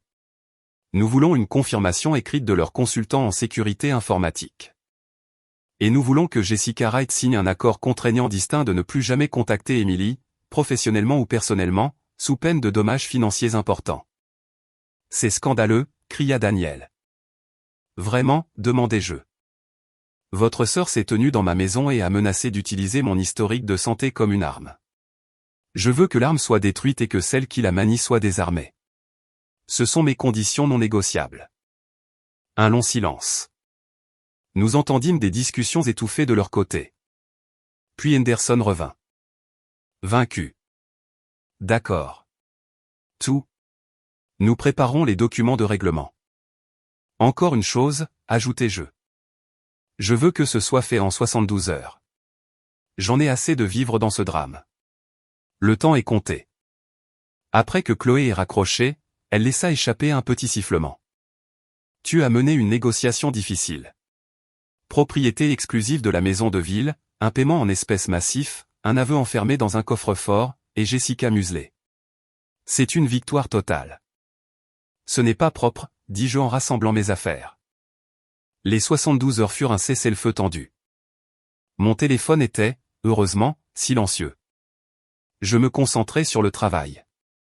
Les lignes précises des plans d'architecte, un antidote apaisant au chaos émotionnel. Le matin du 3e jour, on sonna à ma porte. Un coursier avec une épaisse enveloppe de format légal, les documents de règlement du cabinet de Henderson. Au moment où je signais la dernière page, mon téléphone vibra. Daniel. Contre mon gré, je répondis. C'est fait, dit-il, sa voix vide. L'argent est en cours de virement. L'affidavit est signé. La maison est à toi. Tu es heureuse maintenant? Tu m'as ruiné. Mes parents ont dû liquider des actions pour couvrir ton paiement. Le mari de Jessica ne lui parle plus. Tu as déchiré ma famille. Le manque de remords était stupéfiant. Je n'ai rien déchiré du tout, Daniel. J'ai juste refusé d'être avalée tout entière. C'est toi qui as fait ça. Toi, Jessica et tes parents avec vos combines et vos règles. Il laissa échapper un rire amer et étouffé. Tu sais ce qui est le plus tordu? La seule raison pour laquelle j'ai eu accès à l'argent de ce fonds en fiducie pour te payer, c'est parce que j'ai eu 30 ans. La seule chose dans ma vie qui était enfin à moi, et tu l'as prise. Un fonds en fiducie. Bien sûr. La dernière pièce du puzzle. Ça, stabilité symbolique, avait toujours été un héritage garanti. Mes économies durement gagnées n'étaient qu'un outil pratique pour tirer parti de sa future richesse. Au revoir, Daniel, dis-je, et je mis fin à l'appel. Je regardais la pile de documents signés. C'était fini. J'avais gagné. Mais en plaçant l'enveloppe du coursier près de la porte, je ne ressentis aucun triomphe, seulement un soulagement profond hélas. La bataille était terminée. Mais le coup du silence que j'avais exigé commençait à peine à s'installer dans mes os. Le texto de Jessica était une lame de glace, retrouve-moi à Columbus Park maintenant où ton secret part à tous les associés de Fitzgerald Reed avant 17 heures. Je le montrai à Chloé. Elle panique, dit Chloé, parcourant les derniers dépôts. L'indice envoyé anonymement à la SEC via son réseau avait déclenché une enquête de routine sur Wright Holdings. La pression fonctionne. Va, enregistre. Achève-la. Le parc était sinistre. Gris hivernal. Jessica se tenait près de la fontaine vide, son visage pincé par la fureur. Elle n'attendit pas de salutation. Espèce d'incroyable une enquête de la SEC? Les associés de mon mari sont en pleine crise. Ils nous prennent pour des criminels. Je gardai ma voix calme, mon téléphone enregistrant dans la poche de mon manteau. Je n'ai aucune idée de quoi vous parlez, Jessica. Je ne suis pas dans la finance. Ne joue pas à l'idiote, cracha-t-elle en s'approchant. Tu te crois si maligne avec ton avocate et tes enregistrements. Eh bien, j'ai quelque chose pour toi aussi. Elle me tendit son téléphone. Sur l'écran, un document scanné, un résumé de sortie de l'hôpital Northwestern Memorial, datant d'année, avec mon nom et un diagnostic de « trouble dépressif majeur ». À quelle vitesse penses-tu que ton statut d'étoile montante va chuter quand ça atterrira au RH? L'architecture est un milieu conservateur, Émilie. Il n'aime pas les passifs. Il n'aime pas l'instabilité. La violation était absolue. Voir ce document privé dans sa main me donnait la chair de poule, mais la peur avait disparu, consumée par une fureur plus froide. Vous avez obtenu mes dossiers médicaux privés illégalement, constatez-je, les mots mesurés. C'est une violation de la loi HIPAA. Un crime fédéral. Qui avez-vous soudoyé? Un employé de l'hôpital? L'ancien colocataire de Daniel qui travaille à l'administration? Son sourire narquois faiblit une seconde. Prouve-le. Je n'ai pas à le prouver pour t'envoyer en prison, Jessica. Il me suffit de donner cet enregistrement et ta menace au bureau du procureur des États-Unis. Ils le prouveront. Je fis un pas vers elle. Mais parlons de ton crime. L'argent. Les prêts de Daniel n'étaient pas pour une nouvelle BMW, n'est-ce pas? C'était pour couvrir le déficit des comptes de l'entreprise familiale. Celui que tu gères. Celui sur lequel la SEC renifle maintenant. Son visage devint cendré. C'est un mensonge. Vraiment? J'ai des relevés de transactions. J'ai des spéculations. La SEC adore les spéculations. Ils assigneront tout à comparaître. Vos emails, vos textos, vos documents de prêt hypothécaire. Ils mettront en pièces votre vie parfaite à la recherche de la vérité. Et le père de Paul, que pensera-t-il quand il découvrira que sa belle-fille trafiquait les comptes? Elle tremblait maintenant, son assurance complètement brisée. Tu ne peux pas, je l'ai déjà fait, dis-je doucement. L'indice a été déposé. La machine est en marche. Le fait que tu menaces ma carrière avec un dossier médical illégal ne fait qu'accélérer les choses. Alors vas-y, envoie-le. Vois ce qui se passe. Des larmes de rage et de terreur remplirent ses yeux. Que veux-tu? Je veux que tu comprennes, dis-je en me penchant pour qu'elle seule puisse entendre. Tu as essayé de me briser. Tu as essayé de me rabaisser. Tout ce que tu as fait, c'est me montrer à quel point ton château est fragile. Il est bâti sur des secrets et l'argent des autres. Et j'ai les clés. Je me tournai pour partir. Attends, cria-t-elle, sa voix se brisant. S'il te plaît, annule tout ça. La SEC. Je détruirai les dossiers. Tous. Je ne te parlerai plus jamais. Je m'arrêtai, la regardant. La SEC n'est pas un robinet que je peux fermer, Jessica. Tu aurais dû y penser avant de voler ta famille et de menacer la mienne. Je m'éloignai, la laissant sangloter près de la fontaine sèche. Le froid dans l'air semblait pur. Le secret était révélé, non pas le mien, mais le sien, et son poids était maintenant le sien seul à porter. Le bureau de Chloé semblait différent maintenant, moins un bunker qu'un centre de commandement après une victoire décisive. Les feuilles de calcul et les bloc-notes juridiques avaient été remplacés par un unique document volumineux. Le règlement final, dit-elle en le glissant sur le bureau. Ils ont complètement cédé. Je parcourus le résumé. La maison de ville était mienne, libre et quitte de toute charge via un acte de renonciation déjà déposé. Un virement bancaire pour la somme convenue, mon investissement initial plus une part stupéfiante à 6 chiffres de la valeur appréciée était en attente. L'affidavit de Daniel admettant la fausse déclaration intentionnelle de la structure du titre de propriété était joint. Les clauses de confidentialité et de non-dénigrement étaient mutuelles mais étroites, se concentrant uniquement sur le règlement de la propriété. Elles ne couvraient pas les manœuvres financières de Jessica ni ses menaces. Et mes dossiers médicaux, demandai-je, mon doigt posé sur cette clause. Un affidavit signé du consultant en sécurité informatique de leur famille, confirmant que toutes les copies numériques ont été purgées de tout appareil ou stockage cloud lié à un membre de la famille Wright. C'est un document juridiquement contraignant. S'ils ont menti, les pénalités sont sévères.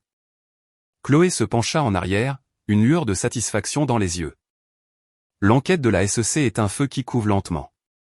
C'est hors de nos mains maintenant, mais ça les maintient très honnêtes. Mon téléphone vibra. Une notification de ma banque. Le virement était arrivé. Le nombre était si grand qu'il semblait abstrait. Ce n'était pas de la joie que je ressentis, mais une finalité profonde et apaisante. C'est fini, soufflai-je. Presque, corrigea Chloé. Il y a un dernier courrier pour toi. Elle me tendit une enveloppe épaisse et crémeuse. Mon nom était écrit d'une écriture élégante et familière que je n'avais pas vue depuis des années. Eleanor Wright. Je l'ouvris. Un chèque en tomba. Pour 50 000 $. Une note était jointe. Émilie, ceci ne fait pas partie du règlement. C'est pour moi. Un geste de sincères excuses pour la douleur que ma famille vous a causée. J'avais tort. J'ai élevé un fils faible et une fille cruelle. Je le vois maintenant. J'espère que cela pourra vous aider à construire un nouvel avenir, un avenir libre de notre ombre. S'il vous plaît, aucune réponse n'est nécessaire. Eleanor. Je le fixai, abasourdi. Qu'est-ce que c'est? Chloé prit le chèque, l'examinant. Un paiement de culpabilité. Une tentative désespérée d'absolution morale. Il est propre. Sans condition. Encaisse-le. Considère-le comme des dommages moraux. Ça me semble sale. C'est l'argent le plus propre que tu recevras jamais d'eux, dit-elle sans détour. C'est un aveu de culpabilité. Prends-le. Fais en don. Brûle-le. Mais ne le renvoie pas. C'est ce qu'elle veut. Une victoire morale. Une connexion. Refuse-la lui. J'acquiesçai, pliant le chèque dans l'enveloppe. Le dernier artefact bizarre de la guerre. Alors, dit Chloé, son ton changeant. Quelle est la suite pour Emily Lawson? Des vacances, une voiture de sport, un acompte sur un château. Je regardais par sa fenêtre la ligne d'horizon étincelante, la ville qui abritait mes anciens rêves et ma nouvelle réalité. Je vais vendre la maison de ville, dis-je. Elle est souillée. Et avec ça, je tapotai le résumé du règlement, je n'en ai pas besoin. Et puis un objectif, clair et précis, s'était formé dans les espaces calmes entre les batailles. Je vais créer une organisation à but non lucratif. Un fonds juridique et un centre de ressources pour les gens, surtout les femmes probablement, qui se font avoir dans des arrangements financiers prénuptiaux. Fini les il a dit, elle a dit. Juste de l'éducation, des ressources et l'accès à des avocats qui ne sont pas des amis de la famille. Le masque professionnel de Chloé glissa, révélant une surprise sincère et quelque chose comme de la fierté. Eh bien, bon sang. C'est vraiment incroyable. Tu auras besoin d'un conseil d'administration féroce et d'un avocat fondateur. J'en connais une bonne, dis-je en croisant son regard. Un lent sourire se répandit sur son visage. Je libérai mon emploi du temps pour la première réunion. Je me levai pour partir, le poids des documents dans ma main me semblant être une fondation, pas une encre. Merci, Chloé, pour tout. Ne me remercie pas, dit-elle en me raccompagnant à la porte. Envoie-moi juste les 10 premiers clients. Maintenant, file. Tu as un avenir à construire. En sortant dans la rue animée, le vent glacial me parut comme un baptême. Mon téléphone vibra une dernière fois. Une alerte d'actualité de Cranes Chicago Business. Le titre me fit m'arrêter net, Wright Holdings annonce un audit interne. Le directeur financier démissionne au milieu d'une transition familiale. Le sous-titre mentionnait un « examen volontaire de certaines pratiques de gestion de la liquidité ». Le monde de Jessica se fissurait. La façade publique changeait. Ce n'était pas un scandale. Pas encore. C'était une implosion professionnelle silencieuse. Le genre qui ruine les réputations et met fin aux adhésions au country club. Je ne souris pas. Je ne ressentis aucune schadenfreude. Je supprimai simplement l'alerte, éteignis le téléphone et me fondis dans le flot de gens, anonymes et libres. Le passé était réglé. L'avenir, pour la première fois depuis longtemps, était entièrement mien.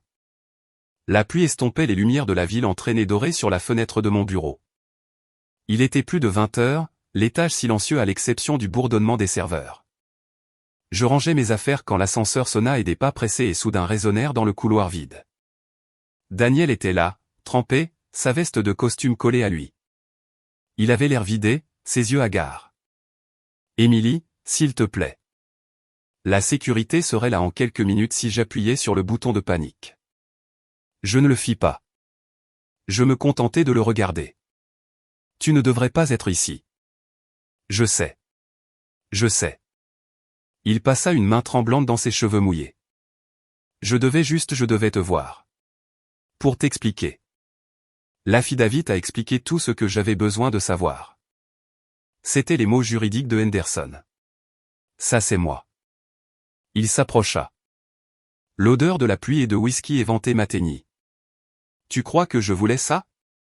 La fiducie, les règles, j'étais piégé. Tu avais une clé et un acte signé te donnant tout le pouvoir, Daniel. Ce n'est pas un piège.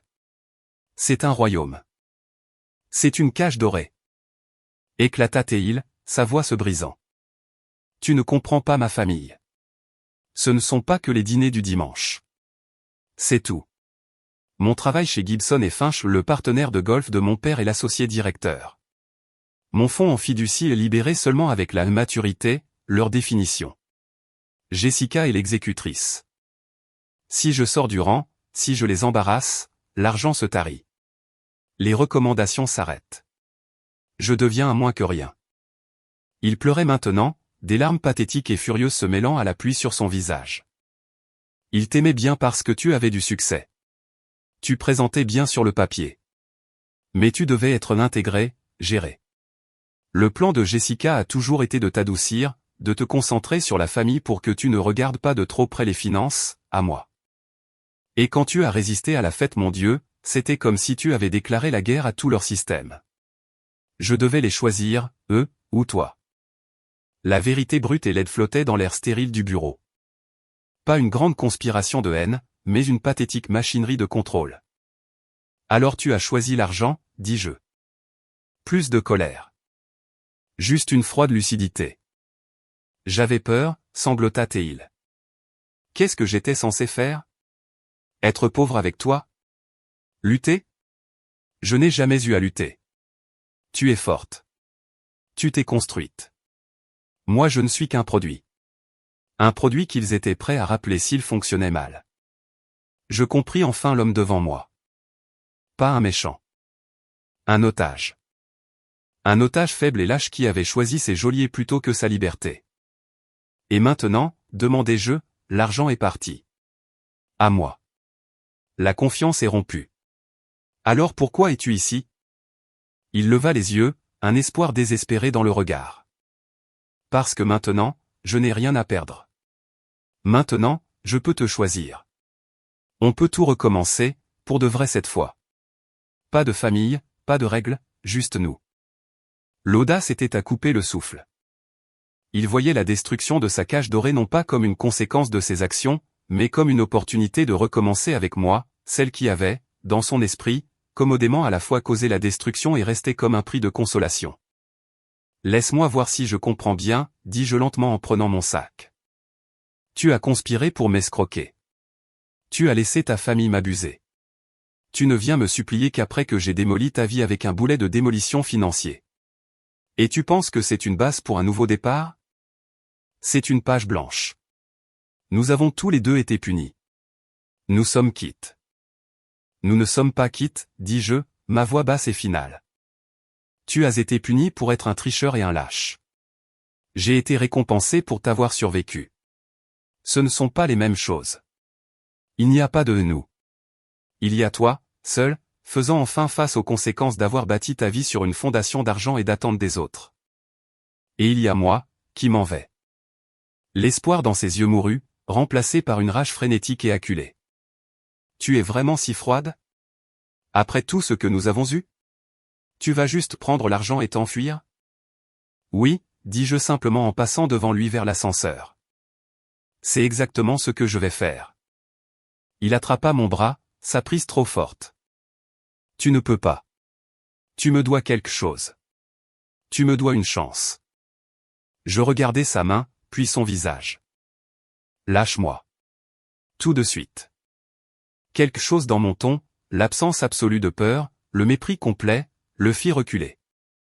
Il me relâcha comme s'il s'était brûlé. Tu le regretteras, murmura-t-il, le venin revenant. Tu seras seul, et tu réaliseras ce que tu as jeté. J'entrai dans l'ascenseur et me tournai pour lui faire face alors que les portes commençaient à se fermer. Il était une silhouette ratatinée et détrempée de pitié et de rancune dans le hall vide. J'étais déjà seul, Daniel, dis-je doucement. J'étais seul au moment où je t'ai dit oui. Être seul, c'est une amélioration. La porte se ferma, coupant son visage stupéfait et furieux. L'ascenseur descendit dans un silence paisible. Je ne ressentis aucune pitié, aucun amour persistant, seulement une distance profonde et reconnaissante. Il était brisé, mais ce n'était pas à moi de le réparer. Il était simplement une leçon apprise en entier, et enfin, heureusement, terminée. Le panneau, vendu, sur la maison de ville de Lincoln Park était un petit drapeau de victoire satisfaisant. Les documents de clôture finaux étaient dans ma mallette. Mon agent immobilier, une femme perspicace nommée Maria, me tendit les clés de mon nouveau condo. Un espace moderne et élégant dans le West Loop, sans histoire, sans fantôme. Tout à toi, Émilie. Page blanche. Page blanche, acquiesçai-je. Les mots avaient un goût de vérité. De retour dans mon appartement temporaire, les cartons étaient à moitié faits. Mon ordinateur portable était ouvert sur un document de plan d'affaires intitulé « Initiative de partenariat équitable ». Les commentaires de Chloé apparaissaient dans les modifications suivies, trop vagues. Appelle-le par son nom. Le projet contrat de mariage fait peur aux bonnes personnes, et donne du pouvoir aux bonnes personnes. Je souris et fis le changement. Mon téléphone vibra. C'était Marc, le collègue qui m'avait d'abord envoyé les textos accablants sur Daniel. Marc, j'ai vu le panneau vendu. J'ai entendu dire que tu lançais quelque chose de nouveau. Gibson et Finch vient de mettre Daniel en congé administratif. Officiellement pour raison personnelle. Officieusement, les associés pensent qu'il est un passif et une blague. Les textos de vantardise ont circulé après que ton histoire ait été publiée dans Cranes. Je répondis, merci pour l'info. Le nouveau projet s'appelle le projet contrat de mariage, un fonds de ressources juridiques. Peut-être que tu connais des gens dans la finance qui voudraient conseiller. On a besoin de membres du conseil qui ont vu le côté sombre de l'argent familial. Sa réponse fut immédiate, j'en connais quelques-uns. Ils appelleront ça de la gestion des risques de réputation. J'appellerai ça du karma. Compte sur moi. La sonnette retentit. Je n'attendais personne. À travers le Judas, je vis une jeune femme, début de la vingtaine, l'air anxieux. J'ouvris la porte d'un entrebâillement. Émilie Lawson, demanda-t-elle en se tordant les mains. Oui. Je m'appelle Cara. J'étais censé être la nouvelle assistante de Jessica Wright au Family Office. Le poste a été annulé la semaine dernière. Elle a dit que le poste était supprimé en raison d'une restructuration. Elle prit une profonde inspiration. J'ai entendu parler de vous par une amie d'une amie. Elle a dit que vous compreniez les Wright. Je reculai, la laissant entrer. Que s'est-il passé, Cara? Elle s'assit sur un carton de déménagement, son histoire déferlant. Le travail était un rêve. Bon salaire, avantages. Puis, la veille de mon premier jour, Jessica a appelé. Elle a dit qu'il y avait eu un changement. Le travail comportait maintenant une composante de service familial. Je serais censé faire des courses personnelles pour elle, sa mère, parfois même Daniel récupérer le pressing, organiser des fêtes, gérer leur calendrier personnel. C'était beaucoup, mais j'avais besoin du travail. J'ai accepté. Elle baissa les yeux sur ses mains. Puis elle m'a envoyé par email un accord de confidentialité. C'était insensé. Il disait que je ne pourrais jamais discuter de mes tâches, de la vie personnelle de la famille ou de leurs affaires financières avec qui que ce soit, pour le reste de ma vie. La pénalité était l'équivalent de tout mon salaire multiplié par 10. Je l'ai montré à mon oncle qui est avocat. Il m'a dit de fuir. Il a dit que c'était un procès en puissance et qu'il l'utiliserait pour m'enterrer si jamais je sortais du rang. Je sentis une fureur froide. Jessica remplaçait simplement une aide par une autre, cette fois avec une employée légalement bâillonnée. Tu as été intelligente de partir, dis-je. Mais je suis sans travail, et j'ai peur, murmura Cara. Elle était si en colère quand j'ai refusé. Elle a dit que je ne travaillerais plus jamais dans cette ville. Pensez-vous pourrait-elle faire ça? Je pensais au chèque de $50 000 d'Eleanor, toujours non encaissé dans mon tiroir.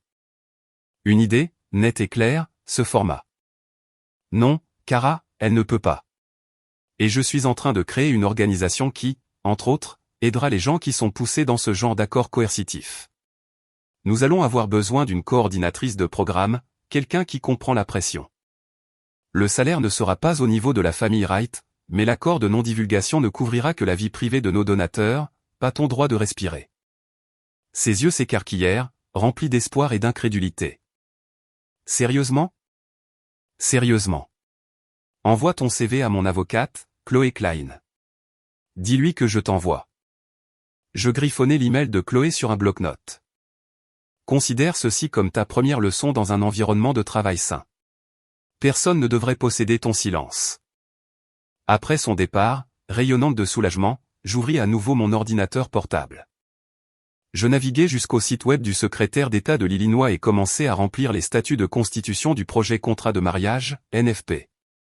Mon téléphone sonna. Chloé. Et, je viens de recevoir un email intéressant d'une certaine Cara Jennings. Tu travailles vite. J'aime ça. Plus important encore, je viens de raccrocher avec la journaliste du Tribune qui a fait le premier article. Elle veut un suivi. Pas sur le scandale, mais sur ce qui vient après. Sur ton nouveau projet. Elle l'appelle et de la crise personnelle à l'objectif public. Je me penchai en arrière dans mon fauteuil, regardant la ligne d'horizon de Chicago. Le passé était un livre clos. L'avenir était une page blanche, et je tenais enfin le stylo. Organise l'interview, dis-je. Le titre du Tribune disait « Des fiançailles rompues financent un nouveau départ ». Une architecte lance un fonds juridique pour les victimes d'abus financiers. Mon téléphone n'arrêtait pas de vibrer ce matin-là avec des messages, certains d'anciens collègues offrant leur soutien, quelques-uns de parents éloignés dont je n'avais pas eu de nouvelles depuis des années, et 3 offres de donateurs potentiels pour le projet contrat de mariage. Chloé appela en milieu de matinée. L'article est parfait. Il te présente comme une survivante, pas une victime. Une résolveuse de problèmes. On a déjà eu 2 demandes sérieuses des médias pour que tu parles à des conférences sur le leadership féminin. C'est rapide, dis-je, regardant autour de mon appartement presque vide. Les cartons de déménagement pour le nouveau condo étaient empilés près de la porte. C'est la bonne histoire au bon moment, répondit-elle. Maintenant, l'appel plus difficile. L'avocat de Daniel, Henderson. Il demande une dernière réunion. Dit que son client veut rendre des effets personnels. Je pense que c'est une dernière tentative désespérée de clémence avant que l'enquête de la SEC ne s'approfondisse. Tu veux que je m'en occupe? Je pensais à la silhouette brisée et trempée de Daniel dans mon bureau. Non. Je le rencontrerai. Terrain neutre, un café public. Tu viens, mais assieds-toi à une autre table. Le café était bondé à l'heure du déjeuner. Daniel arriva seul, l'air diminué. Il portait une petite boîte en carton. Il s'assit en face de moi, sans croiser mon regard, posant la boîte sur la table entre nous. Tes affaires, marmonna-t-il. Quelques livres. Cette écharpe que tu as laissée chez mes parents à Noël dernier. Merci, dis-je, ma voix neutre. Je ne touchai pas la boîte. Il leva enfin les yeux, son regard hanté. L'article du Tribune. Je l'ai lu. J'attendis. Tu m'as fait passer pour un monstre. J'ai cité des faits et des documents juridiques, Daniel. C'est toi qui as fourni le récit. Il tressaillit. Il me force à partir de Gibson et Finch. Séparation à l'amiable. L'ami de mon père n'a pas pu me sauver. Les associés ont dit que mon manque de jugement posait un risque de réputation. Un rire amer lui échappa. Toute ma vie, on m'a dit de protéger la réputation de la famille. Maintenant, je suis le risque de réputation. Il n'y avait aucune satisfaction dans sa chute, seulement une profonde tristesse pour la vie qu'il n'avait jamais eu le courage de revendiquer pour lui-même. Que vas-tu faire? Je pars vers l'ouest. Montana. Un copain à un ranch. Travail manuel. Pas de finances, pas de famille, pas d'attente. Il fixa son café intact. Je suis désolé, Émilie. Pas seulement pour l'arnaque. Pour ne pas avoir été l'homme que tu pensais que j'étais. Pour ne même pas avoir essayé de l'être. C'était la première chose vraie et sans phare qu'il m'ait jamais dite. Pas d'excuses, pas de reproches à sa famille, juste un constat d'échec. J'accepte tes excuses, dis-je doucement. Et je le pensais.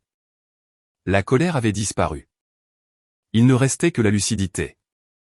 Il hocha la tête d'un mouvement sec et se leva pour partir. Il hésita, regardant la boîte. Il y a une enveloppe dedans. De ma mère. Elle m'a demandé de te la donner. Je ne l'ai pas ouverte. Puis il disparut, se fondant dans la foule du trottoir. Je soulevai le rabat de la boîte.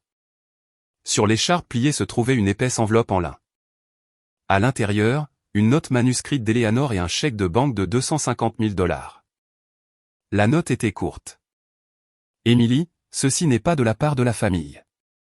C'est de ma part, pour votre projet. Un petit pas vers la réparation de ce qui ne peut être réparé. Ne répondez pas eux. Chloé se glissa dans le siège vacant. Qu'est-ce que c'est? Des fonds de démarrage pour le projet contrat de mariage, dis-je, lui montrant le chèque d'Eleanor Wright.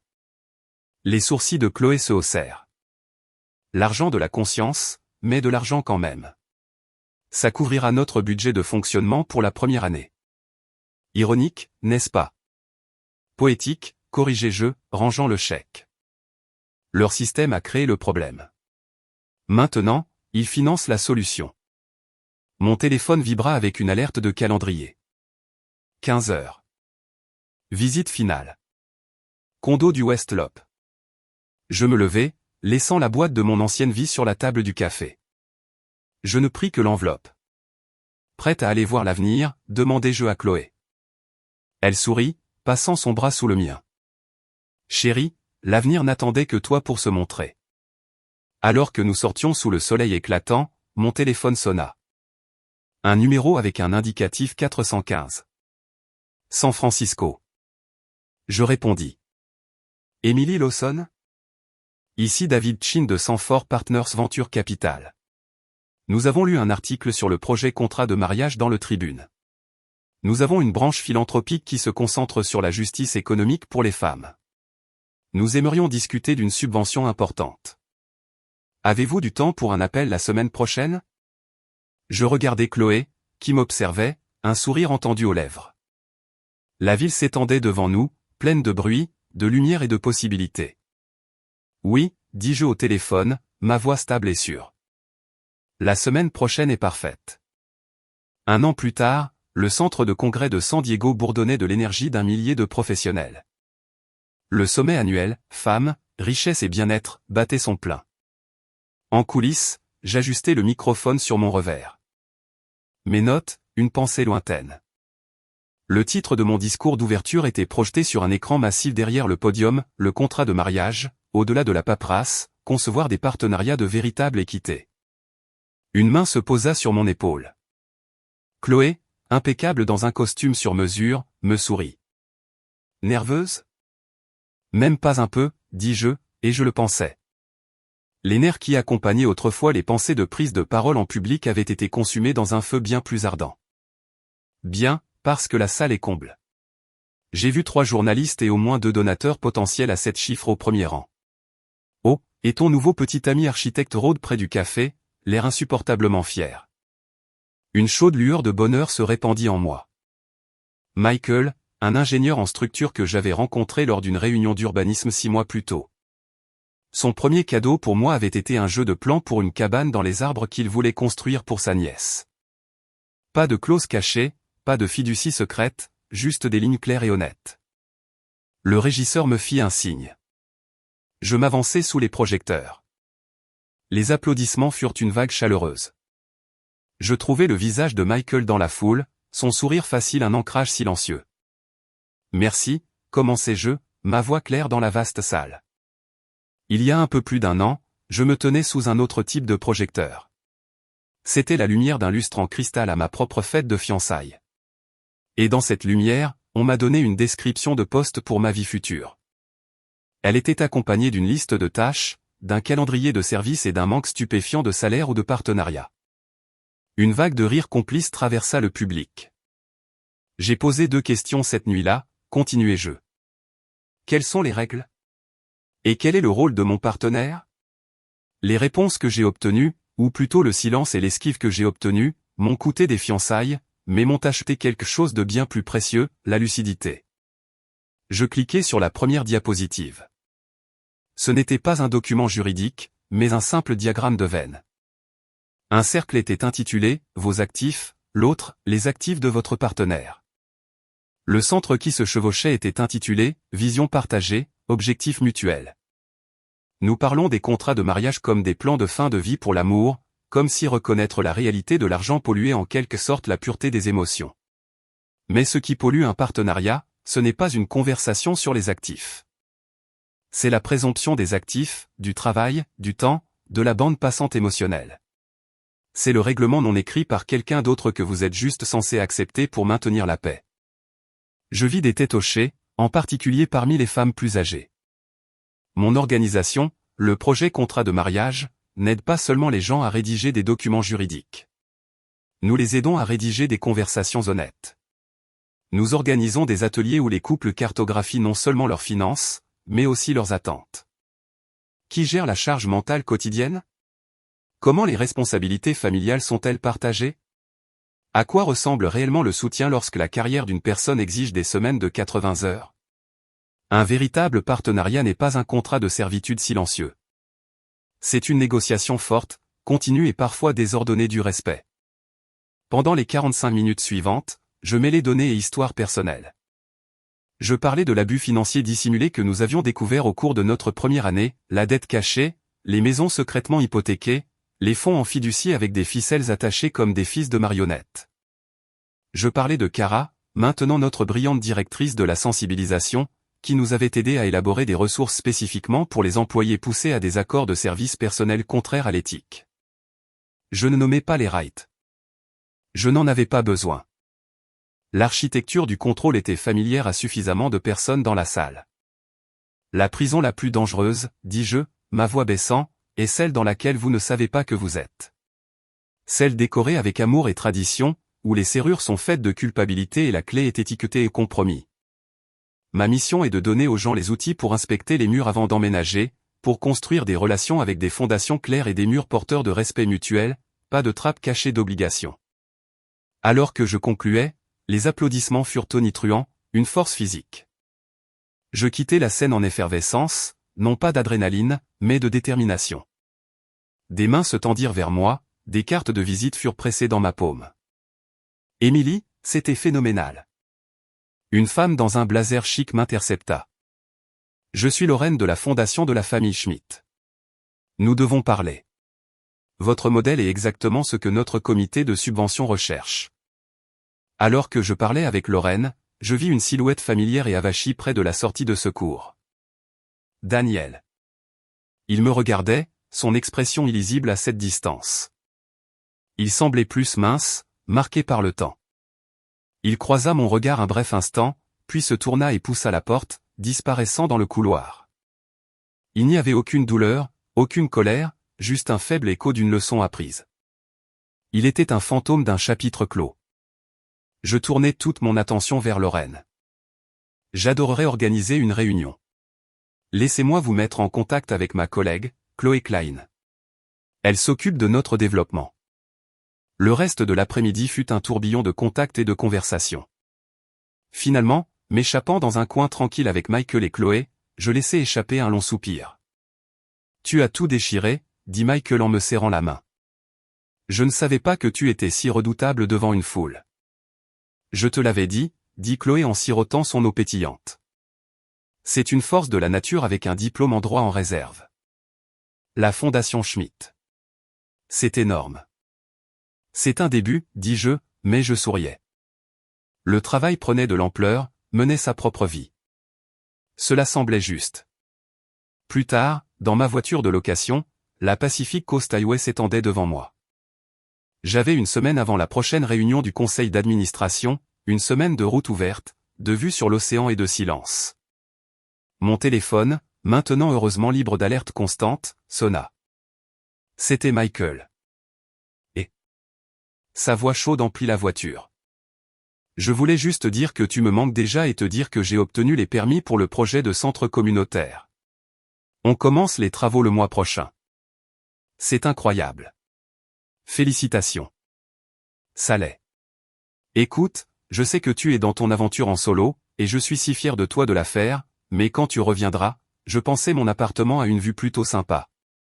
Et tu n'es jamais dans ton condo parce que tu es toujours au bureau du projet, peut-être que tu pourrais garder une brosse à dents chez moi. Comme un essai pour la brosse à dents, je ris. Le son était facile et libre. C'était une demande simple et vulnérable. Une question, pas une exigence. Ça me plairait, dis-je. Un essai pour la brosse à dents. On pourra négocier les conditions pour les droits de pliage de serviettes plus tard. Nous parlâmes encore quelques minutes. Une conversation facile, confortable, sur tout et rien. Après avoir raccroché, je ressentis un contentement profond et apaisé. Non pas le vertige du nouvel amour, mais la chaleur constante d'une connexion qui ressemblait à un choix, pas à une chaîne. Je me garai sur une aire de repos panoramique. Le soleil commençait sa lente descente dans le vaste et scintillant Pacifique. Je sortis, le vent salé fouettant mes cheveux. Je pris sur la banquette arrière une petite boîte ignifuge et verrouillée. Je l'avais apportée avec moi de Chicago. À l'intérieur se trouvait l'affidavit signé par Daniel, sa confession, le symbole de ma plus dure leçon. Je ne l'ouvris pas. Je marchai jusqu'au bord de la falaise, le rugissement des vagues en contrebas un son puissant et purificateur. Je tins la boîte un long moment, sentant son poids. Puis, avec une finalité calme, je pris mon élan et la jetai par-dessus bord. Elle tourna, un minuscule carré sombre contre l'immense ciel orange, et fut avalée par l'océan. C'était fini, vraiment fini. De retour au volant, je tournai la clé. Le moteur ronronna. Je jetai un coup d'œil au siège passager où se trouvait un épais dossier, la proposition de subvention pour la Fondation Schmitt, des notes pour notre prochaine clinique, un croquis que Michael avait gribouillé d'une cabane dans les arbres ridicule et parfaite.